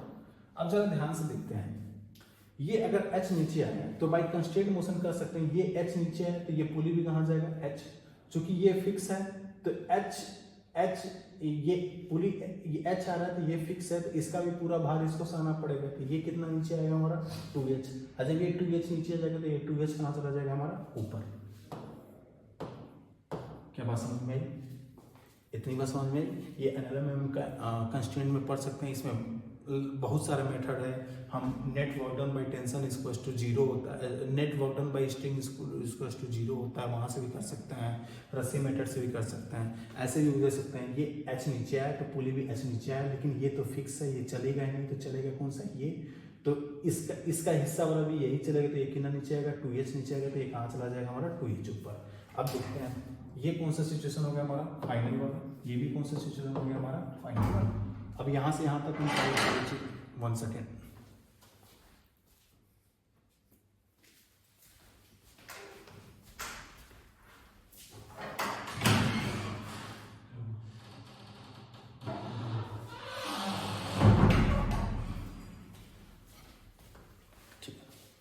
अब ये सिचुएशन हमारा फाइनल वाला है, ये सिचुएशन क्या है इनिशियल। अब यहाँ से यहाँ तक कौन सा फोर्स लग रहा है, एक तो ग्रेविटेशनल फोर्स लग रहा है जो कि कंजर्वेटिव फोर्स होता है। दूसरा कौन सा फोर्स लग रहा है हमारा, टेंशन लग रहा है। हम जानते हैं कि वर्क डन बाय टेंशन कितना होता है 0 होता है। तो यहाँ केवल ग्रेविटेशनल फोर्स है, तो यहाँ से यहाँ तक एनर्जी कंजर्व कर सकता है। एनर्जी कंजर्व मतलब क्या होता है, यू इनिशियल प्लस के इनिशियल बराबर यू फाइनल प्लस क्या हो जाएगा हमारा के फाइनल। यू इनिशियल की बात कर रहे हैं। अब ये बताओ यू इनिशियल, अब इसका कितना एनर्जी घटा होगा, इसका एनर्जी घटा होगा कितना 4mg कितना हो जाएगा घटा होगा h। ये नहीं, एक तो हम ऐसे भी कर ही सकते हैं रेफरेंस लेवल बना के। मान लेते हैं कि ये रेफरेंस लेवल है और इसकी वैल्यू कितनी है हमारी 0 है। अब इनिशियल ये वाले सिचुएशन में कितना हाइट ऊपर है हमारा h हाइट ऊपर है। तो यहाँ का पोटेंशियल एनर्जी कितना हो जाएगा 4mg कितना हो जाएगा h। ठीक है, ये तो यही है, तो इसका पोटेंशियल एनर्जी कितना होगा 0। काइनेटिक एनर्जी की बात करें, इसका वेलोसिटी 0, इसका वेलोसिटी 0, तो ओवरऑल कितना हो जाएगा 0 हो जाएगा प्लस यू फाइनल। प्लस क्या हो जाएगा हमारा यू फाइनल। यू फाइनल की बात करें अगर यू फाइनल, अब ये पूरा नीचे आ गया तो इसकी पोटेंशियल एनर्जी कितनी होगी 0। और ये कितना ऊपर गया हमारा 2h ऊपर गया, तो क्या लिखेंगे हम हम लिखेंगे mg इंटू क्या लिखेंगे हम 2h प्लस क्या लिखेंगे हम फिर क्या लिखेंगे काइनेटिक के फाइनल। अब जाहिर सी बात जानते हैं कि ये h हाइट नीचे है तो ये 2h हाइट कहाँ चला जाएगा हमारा ऊपर चला जाएगा। ठीक है। और बाय कंस्टेंट ये भी बोल सकते हैं, अगर इसकी वेलोसिटी हमारे v नीचे की तरफ है तो इसकी वेलोसिटी 2v किधर की तरफ होगी, हमारी ऊपर की तरफ होगी। बाय कंस्टेंट मोशन बोल सकते हैं, ये भी अगर ये v से नीचे जा रहा है तो ये भी v से नीचे जाना चाहिए, लेकिन v नीचे से जाना चाहिए, लेकिन ये फिक्स है तो इसका अलग हिस्सा यही लेगा, अलग अलग मेथड से निकाल सकते हैं। ये लिखेंगे हम प्लस का हाफ m मतलब इसका मास कितना हमारा 4m है, इंटू क्या हो जाएगा v स्क्वायर, प्लस क्या लिखेंगे हम हाफ प्लस क्या लिखेंगे हम हाफ, और फिर इसका काइनेटिक एनर्जी m इंटू कितना हो जाएगा हमारा 2v का क्या हो जाएगा होल का स्क्वायर। बस इसी इक्वेशन को सॉल्व करके वैल्यू किसका निकालेंगे हम v का। अब जब यहाँ से करते हैं m हर जगह कैंसिल, यहाँ 4gh हो रहा है, यहाँ कितना बन रहा है 2gh, इधर से इसको हटाना तो केवल कितना हो जाएगा 2g कितना हो जाएगा h, ठीक है। इसमें हाफ आ रहा है तो हाफ को इधर करेंगे तो कितना हो जाएगा 2 दूनी कितना हो जाएगा हमारा 4, ठीक है। अब यहाँ पे 4v स्क्वायर हो रहा है और यहाँ पे भी कितना हो रहा है 4v square plus 4v square कितना हो गया हमारा 8v स्क्वायर। अब 8 से काटेंगे कितने बार में, 2 बार में, तो 2 कहाँ आ जाएगा हमारा नीचे, तो v की वैल्यू कितनी आ जाएगी अंडर रूट कितना हो जाएगा हमारा √gh कितना हो जाएगा 2। कैलकुलेशन मिस्टेक तो नहीं है ना, ये हो जाएगा mm कैंसिल हो जाएगा, 4gh में से 2gh हो गया, 2 दूनी 4gh हो गया, ठीक है। अब ये हो जाएगा 4v स्क्वायर और ये इसका मास m है तो ये हो जाएगा 4v स्क्वायर, ठीक है। 4 कितना हो गया 8 से, ये वेलोसिटी वैल्यू हो गया। अब जरा ध्यान से देखो, अब इसके पास इतनी वेलोसिटी है, इसके पास ये वेलोसिटी वैल्यू आ गया। अब लेकिन इसकी वेलोसिटी कितनी है 2v है, तो ओवरऑल यहाँ की ऊपर की तरफ वेलोसिटी कितनी हो जाएगी हमारी 2 √gh बाई कितना हो गया 2। अब जरा ध्यान से देखा जाए, जब ये चीज नीचे गया, जैसे ही नीचे गिर गया, अब ये वाला ब्लॉक इसके नीचे नहीं जाएगा, तो उस इंस्टेंट पे ये वाला ब्लॉक इससे नीचे नहीं जाएगा, तो उस इंस्टेंट पर टेंशन की वैल्यू कितनी होगी 0। जब यहाँ टेंशन की वैल्यू 0 हो जाएगी, जब यहाँ ऊपर जाएगा तो यहाँ भी टेंशन की वैल्यू कितनी हो जाएगी 0। अच्छा टेंशन 0 हो गया तब तो ये फ्री फॉल वाला कंडीशन हो गया। इसकी वेलोसिटी 2 √gh किधर की तरफ है, ऊपर की तरफ है, तब ये क्या करेगा ऊपर जाएगा, फिर कहाँ आएगा नीचे आएगा, ऊपर जाएगा फिर कहाँ आएगा हमारा नीचे आएगा, ऊपर जाएगा फिर कहाँ जाएगा हमारा नीचे। तो यहाँ से यहाँ तक का हाइट कितना है हमारा है 2h है, यहाँ से यहाँ तक का हाइट कितना है 2h है। अब बताइए इसको ऊपर कितना जा सकता है, मैक्सिमम हाइट का फार्मूला हम पढ़े हैं, जो h मैक्स होता है वो कितना होता है हमारा vu स्क्वायर अपन कितना होता है 2g u स्क्वायर कितना हो जाएगा, ये हो जाएगा 4, फिर अंडर रूट हट जाएगा तो ये हो जाएगा g इंटू एच अपॉन 2 हो जाएगा, इंटू 2 कितना हो जाएगा g कैंसिल, 2 4 कैंसिल, केवल और केवल क्या आ गया h। अब ये हाइट कितना है h, और इसके ऊपर कितना हाइट तक जाएगा हमारा h, तो टोटल मैक्सिमम हाइट जो कितना हो जाएगा हमारा 3h, और यही 3h हमारी सवाल क्या है हमारा आंसर है। यही 3h हमारे सवाल पे क्या है आंसर है। काफ़ी खूबसूरत सवाल था। पहले हम वर्क एनर्जी थ्योरम या कंजर्वेशन ऑफ एनर्जीज निकाल रहे हैं, फिर यहाँ टेंशन लड़ते ही 0 हो जाएगा, तो सब जगह टेंशन 0। अब ये हमारा फ्री फॉल वाला कंडीशन हो जाएगी, लेकिन तुरंत नीचे नहीं गिरेगा क्योंकि इस समय इसके पास वेलोसिटी किधर की तरफ है ऊपर की तरफ है, और ऊपर जाएगा फिर वहाँ से कहाँ गिरेगा हमारा नीचे। अब यहाँ से मैक्सिमम हाइट कितना हो गया हमारा 3h हो गया।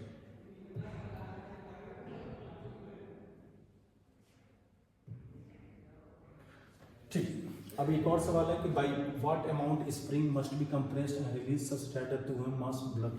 अब बोल रहा है कि इसको कितना अमाउंट हम कंप्रेस कर दें ताकि यह 2m वाला इथे हो जाए। मान लेते हैं कि ये कंप्रेस किया गया हुआ है कुछ x, तो कुछ नेचुरल लेंथ की बात करेंगे कि ये m यहाँ होगा और ये हमारा 2m ऐसे होगा, ये कहीं नेचुरल लेंथ होगा। मान लेते हैं कि इसकी नेचुरल लेंथ कितनी है l है, और ये कितना कंप्रेस हमारा x कंप्रेस है, और इसी x से क्या पूछ रहा है वैल्यू। अब बोल रहा है कि 2m will lift the floor, यानी ये वाला ऊपर की तरफ उठ जाए। अब बताओ ये वाला ऊपर की तरफ तभी उठेगा, अगर ये 2m है तो नीचे की तरफ क्या लगेगा हमारा 2mg, और ऊपर की तरफ चूंकि स्प्रिंग है तो यहाँ क्या लगेगा हमारा कि x फाइनल मतलब वो वाला सिचुएशन है जब ये उठ जाए। अब बताओ ये इसकी स्प्रिंग फोर्स ऊपर तभी लगेगा जब ये कंप्रेस होगा कि इलोंगेट होगा। जाहिर सी बात है इलोंगेट होगा, क्योंकि कंप्रेस होगा तो ये जब तक कि Kx फाइनल की वैल्यू इसके बराबर होगा नहीं, जब तक कि ये Kx फाइनल की वैल्यू हमारी 2mg के बराबर होगा नहीं, तब तक ये वाला ब्लॉक इसे उठने वाला नहीं है। तो ध्यान से देखिए यहाँ x फाइनल की वैल्यू कितना हो जाएगा हमारा 2mg के मान कितना हो जाएगा k, और ये x फाइनल कब सिचुएशन में आएगा जब हमारा नेचुरल से कहाँ चला जाएगा ऊपर। तो फाइनली जो हमारा फाइनल सिचुएशन होगा ये m का ब्लॉक यहाँ होगा ऐसे ऐसे, और ये जो एलोंगेशन होगा यही हमारा क्या होगा x फाइनल, ये होगा क्या होगा हमारा x फाइनल, और ये वाला क्या हो जाएगा हमारा x, यहाँ से यहाँ तक x है और ये वाली लेंथ हमारा नेचुरल लेंथ है और x फाइनल है। आई होप ये सिचुएशन आपको समझ में आई है, ठीक है ना। मान लेते हैं कि इसको x दबा के छोड़े थे, ये इसका नेचुरल लेंथ है, और ये उठने के लिए क्या कंडीशन है, ये तभी उठेगा आपने जब ये इस पे लगने वाला kx फोर्स, अब जब इस पे लगने वाला 2mg फोर्स और kx फोर्स बराबर में इसके x फाइनल की वैल्यू जब इससे थोड़ा सा ज़्यादा होगी तो क्या हो जाएगा, उठ जाएगा। अब ये डायरेक्शन ऊपर क्यों होगी, क्योंकि इसको मैं जब ऊपर की तरफ खींचूंगा तो ये नीचे की तरफ खींचेगा, ये इधर की तरफ खींचेगा, तभी तो ये होगा। तो ये हो जाएगा kx फाइनल बराबर क्या नाम हो जाएगा 2mg। ये हमारी फाइनल सिचुएशन है। अब सब कुछ आ गया, अब हम क्या कर देंगे, वर्क एनर्जी थ्योरम लगा देंगे। अब जरा ध्यान से देखो हो क्या रहा है हमारा, यहाँ इस इनिशियल वाले सिचुएशन है और ये कौन सा सिचुएशन है हमारा फाइनल। अब यहाँ पे केवल दो ही फोर्स लग रहा है, कौन कौन सा फोर्स लग रहा है, स्प्रिंग फोर्स और ग्रेविटेशनल फोर्स, दोनों कंजर्वेटिव फोर्स है। तो हम यहाँ पे जब कंजर्वेटिव फोर्स है तो हमें यहाँ पे एनर्जी को बैलेंस कर सकते हैं। ध्यान से देखें हम तो लिखेंगे हम u initial plus k initial बराबर u फाइनल प्लस क्या हो जाएगा k फाइनल। u इनिशियल की वैल्यू कितनी होगी हमारी, अब ध्यान से देखें हम हमको यहाँ पे रेफरेंस लाइन कुछ मानना पड़ेगा। मान लेते हैं यही हमारा रेफरेंस लाइन है और यहाँ पे हमको u की वैल्यू क्या मान लेते हैं 0। u इनिशियल कितना हो गया हमारा 0, लेकिन पोटेंशियल एनर्जी है और कितना कंप्रेस्ड है x, तो लिखेंगे हाफ, इसका स्प्रिंग कांस्टेंट कितना है k, फिर कितना हो जाएगा x स्क्वायर, ठीक है। u इनिशियल हो गया, फिर k इनिशियल, अब दबा के छोड़ रहे हैं तो यहाँ इसकी वेलोसिटी कितनी है 0 है, ठीक है, बराबर u फाइनल। अब ये वाला ब्लॉक कहाँ चला गया ऊपर, कितना, अब ये रेफरेंस लाइन कितना है 0 है, कितना ऊपर गया x प्लस क्या गया हमारा x final, x plus x final. तो लिखेंगे हम यहाँ पे mg x प्लस क्या हो जाएगा x फाइनल, ठीक है, x प्लस क्या होगा x फाइनल। ये u फाइनल हो गया, लेकिन इसमें ये अभी तक केवल और केवल इसकी ग्रेविटेशनल पोटेंशियल एनर्जी लिखे हैं। स्प्रिंग कितना एलोंगेट हुआ हमारा x फाइनल, तो ये लिखेंगे हम हाफ k x फाइनल क्या करेंगे हम स्क्वायर प्लस काइनेटिक एनर्जी। अब जस्ट उठ जाए, वैसे तो बहुत ज़्यादा दबा के कर देंगे, लेकिन वो जस्ट वाली बात करें तो यहाँ पे इसकी वेलोसिटी कितनी होनी चाहिए 0, क्योंकि हम इसकी लिमिटिंग किसकी बात कर रहे हैं, तो ये भी कितना हो गया हमारे पास 0। अब मेरे पास ये क्वेश्चन आ गया, इसको सॉल्व करेंगे तो आंसर आएगा, देखते हैं। अब यहाँ फिजिक्स काम खत्म, अब हमको यहाँ पे केवल और केवल क्या देखना है, हमको मैथमेटिक्स देखना है। अब देखते हैं 2 को गुणा करेंगे तो यहाँ 2 हो जाएगा, तो ये हो जाएगा kx स्क्वायर बराबर 2mg, ये हो जाएगा x प्लस x फाइनल की वैल्यू कितनी है हमारी है 2mg अपॉन कितना हो जाएगा k plus half k। x final के स्क्वायर करेंगे तो क्या हो जाएगा हमारा 4m square g square upon कितना हो जाएगा हमारा k स्क्वायर। अब सॉल्व करके देखते हैं, ये हो जाएगा k x स्क्वायर इसको 2mg x, और इसके इसमें गुणा करेंगे तो क्या हो जाएगा हमारा 4m square g square upon कितना हो जाएगा हमारा k। फिर ये एक के से क्या हो जाएगा कैंसिल, ये इससे क्या हो जाएगा कैंसिल, तो कैंसिल होकर कितने बार हो जाएगा 2 बार में। 1 सेकेंड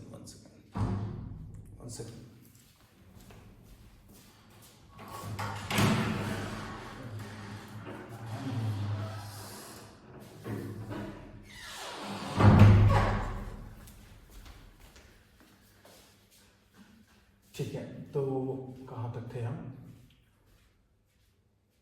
हाँ ये कैंसिल होगा तो ये कितने बार हो जाएगा हमारा 2m square g square upon कितना हो जाएगा हमारा k,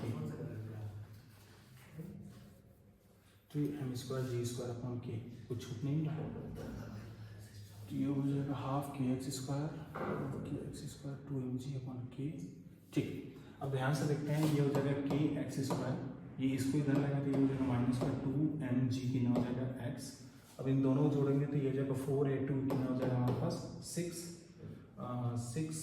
एम स्क्वायर फिर कितना हो जाएगा जी स्क्वायर अपॉन कितना हो जाएगा के स्क्वायर टू कितना हो जाएगा 0। हमको एक्स की वैल्यू निकालनी है, तो यहाँ एक्स में क्वांटिटी बन रहा है, उसी क्वांटिटी को हम सॉल्व करेंगे तो हमारे पास क्या आ जाएगा, आंसर आ जाएगा। अब ध्यान से देखते हैं, अब यहाँ पे इसके दो फैक्टर करेंगे, दो फैक्टर में सॉल्व करेंगे तो यहाँ पे हमारी एक्स फाइनल की क्या आ जाएगी, सॉरी एक्स की क्या आ जाएगी वैल्यू, और वही वैल्यू उठा के इसमें डाल देंगे। तो उनको आपको एक बात को नोटिस करना चाहिए, यहाँ पे हमको फिजिक्स तो बस यहीं तक है, उसके नीचे हमको क्या करना पड़ेगा, हमको उसके नीचे हमारा पूरा ये मैथ चल रहा है। ठीक है, आगे क्वेश्चन करते हैं, क्योंकि समय है तो इसलिए जल्दी करना पड़ेगा। अब थोड़ा पीवाईक्यू वाले सेक्शन पे आते हैं, और ये क्वेश्चन है जेईई 2019 का। ये बोल रहा है कि particle start from the rest, find the kinetic energy of particle after store the 3 metre. अब जानते हैं कि हमारा फोर्स, और हम जानते हैं कि हमारा फोर्स और डिस्प्लेसमेंट का जो हमारा एरिया होता है वो क्या देता है, हमारा फोर्स और डिस्प्लेसमेंट के एरिया में क्या देता है, वर्क देता है। अब इसका हम पूरा देखें तो ये 2 है, ये 2 है, तो इसका एरिया कितना हो जाएगा 4। फिर इसका देखें ये 1 हो जाएगा, ये 2 हो जाएगा, तो इसका एरिया कितना हो जाएगा 2। और एक ट्रायंगल बन रहा है, ट्रायंगल में ये 1 है, ये 1 है, तो इसका एरिया कितना हो जाएगा हमारा, पॉइंट कितना हो जाएगा 5। हाफ गुणे आधा गुणे ऊंचाई करेंगे, टोटल एरिया कितना हो जाएगा 6, 2 और 0.5। तो टोटल जो हमारा वर्क हो जाएगा वो 6.5 कितना हो जाएगा, जो हो जाएगा। अब हम जानते हैं कि वर्क डन बाय रबर क्या होता है, हमारा के फाइनल माइनस के इनिशियल। अब बोल रहा है कि कहाँ से स्टार्ट करा है, रेस्ट से, तो इसकी वैल्यू कितनी हो जाएगी 0। तो वर्क डन कितना हो जाएगा हमारा, वर्क डन कितना हो जाएगा, तो वर्क डन 6.5 बराबर क्या हो जाएगा के फाइनल, और इसी की वैल्यू हमसे पूछ रहा था, तो इसकी वैल्यू कितनी हो जाएगी हमारी, कि वैल्यू कितनी हो जाएगी 6.5 जूल। आगे देखते हैं, ये बोल रहा है जेईई 2019 का क्वेश्चन है, स्मूथ सरफेस है, block is initially as rest, बोल रहा है find the maximum speed of the block. अब ये बताओ, ये फोर्स कांस्टेंट है, इसमें मैक्सिमम स्पीड कब होगा। अब ये शुरुआत में मान लेते हैं कि नेचुरल लेंथ में है, किसमें हमारा नेचुरल लेंथ में, ये एफ फोर्स लगा है, जैसे ही मैं ये आगे आएगा कुछ इलांगेशन होगा तो इसमें के एक्स किधर की तरफ लगेगा, पीछे की तरफ, ये आगे जाते जाएगा, इलांगेशन होते जाएगा, एक्स की वैल्यू बढ़ती जाएगी, तो के एक्स की वैल्यू क्या हो जाएगी, बढ़ते जाएगी। अब के एक्स वैल्यू क्या हो जाएगी, बढ़ती जाएगी। अब एक ऐसा सिचुएशन आ जाएगा जब इसमें एफ आगे लगेगा और के एक्स कहाँ लगेगा, पीछे। पहले कि एफ की वैल्यू ज़्यादा थी, तो नेट फोर्स इधर की तरफ था, नेट फोर्स इधर की तरफ था, तो एक्सीलरेशन इधर की तरफ होगा, तब तक वेलोसिटी क्या होगी, बढ़ेगी। वेलोसिटी तब तक बढ़ेगी जब तक कि इसका एक्सीलरेशन क्या ना हो जाए, 0। एक्सीलरेशन 0 का मतलब फोर्स की वैल्यू क्या ना हो जाए, 0।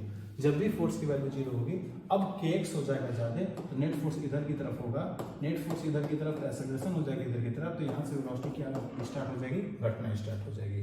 तो मैक्सिमम फोर्स कब तक होगा, जब तक कि इस एफ की वैल्यू हमारी के एक्स से क्या ना हो जाए, हमारा बराबर। जब हमारा एफ की वैल्यू इस के के बराबर हो जाएगी, वहीं तक हमारा मैक्सिमम वहीं इस वाले सिचुएशन पे इसमें नेट फोर्स कितना हो जाएगा 0, एक्सीलरेशन 0, तो वेलोसिटी वहाँ पे क्या होगी, मैक्सिमम।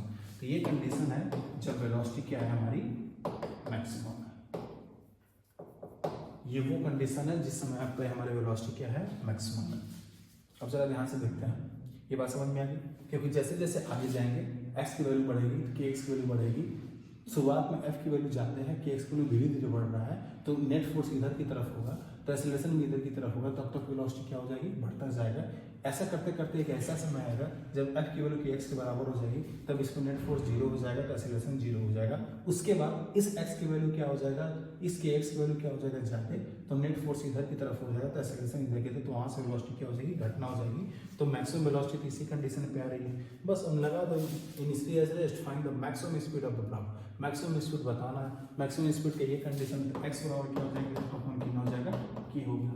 अब देखते हैं, यहाँ पे mg लग रहा है नीचे की तरफ, नॉर्मल की तरफ लग रहा है, ऊपर की तरफ कोई फ्रिक्शन है नहीं, दोनों का वर्क कितना है, 0 है। तो केवल और केवल यहाँ पे क्या हमारा स्प्रिंग है, और स्प्रिंग की बात कर रहे हैं और कुछ हमारा है ही नहीं, तो स्प्रिंग की बात कर रहे हैं। तो देखते हैं, तो यहाँ पे टोटल कितना है, एक तो हमारा ये वाला फोर्स है, दूसरा हमारा ये के एक्स वाला चीज़ है, और तीसरा हमारा क्या है, काइनेटिक एनर्जी है। तो हम ये लिखेंगे वर्क डन बाई ये external force plus work done by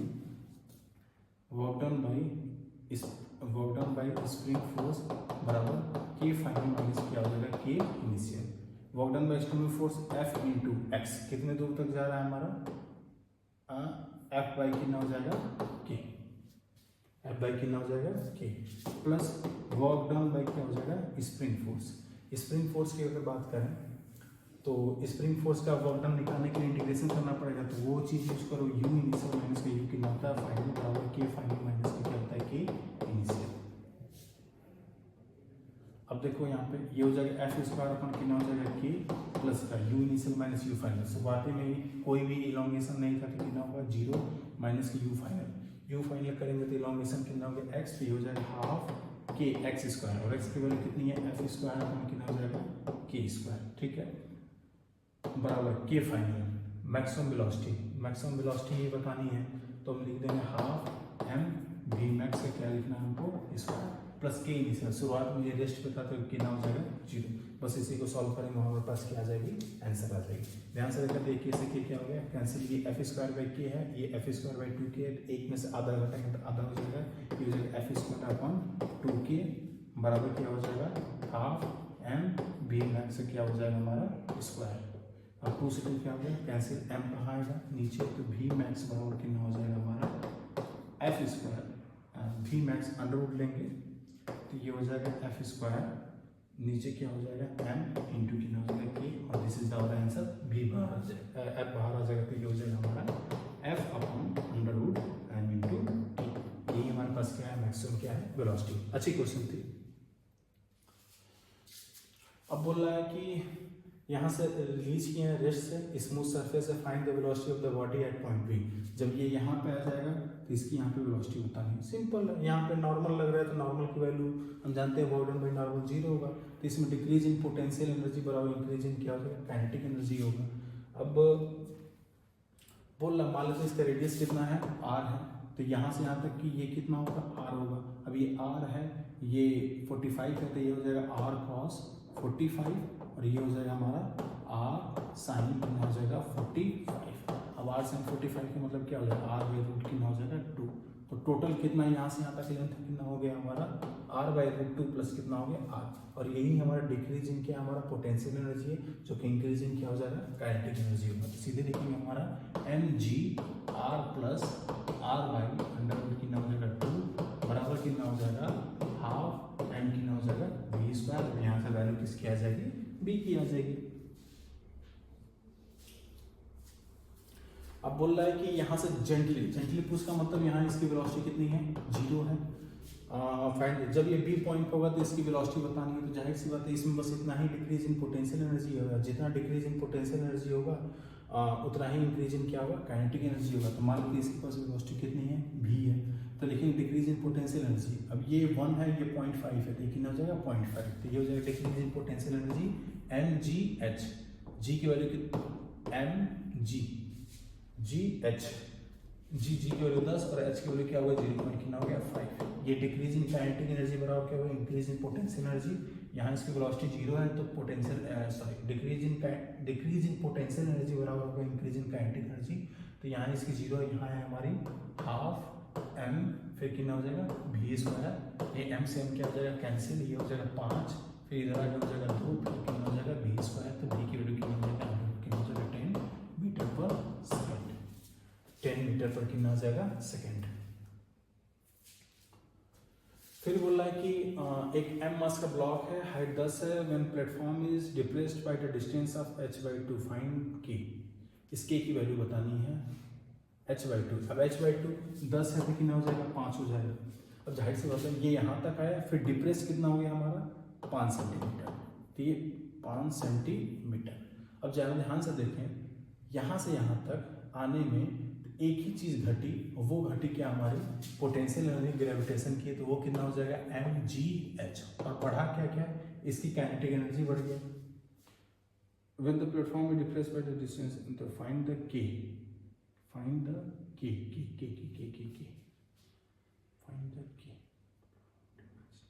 distance h/2। अच्छा, इसमें शायद हो सकता है इस क्वेश्चन में मेंशन करना भूल गया होगा कि यहाँ पे इसकी वेलोसिटी कितनी हो जाती है 0, तो यहाँ पे भी इसकी वेलोसिटी 0 है, यहाँ पे भी वेलोसिटी 0 है, तो यहाँ पे काइनेटिक एनर्जी कोई लेना देना ही नहीं है। तो ये डिक्रीज इन पोटेंशियल एनर्जी बराबर क्या होगा इंक्रीज इन क्या हो जाएगा काइनेटिक एनर्जी। अब इंक्रीज इन क्या हो जाएगा स्प्रिंग की पोटेंशियल एनर्जी, यानी एक पोटेंशियल एनर्जी दूसरे पोटेंशियल एनर्जी में चेंज हो रही है। यहाँ ग्रेविटेशनल पोटेंशियल एनर्जी चेंज हो जा रही है किसमें हमारी स्प्रिंग की पोटेंशियल एनर्जी में, स्प्रिंग की पोटेंशियल। ये होगा mgh बराबर क्या हो जाएगा, हाफ के एक्स स्क्वायर। m की वैल्यू कितना हमारा 100 ग्राम, मतलब 1/10 किलो हो गया, ये हो जाएगा 10। h की वैल्यू ये 10 और ये 5 कितना हो जाएगा, 15 कितना हो जाएगा, 100 मीटर में बदलेंगे तो ये हो जाएगा हाफ, फिर के x की वैल्यू कितनी हो जाएगी 5, तो ये हो जाएगा 5 5/100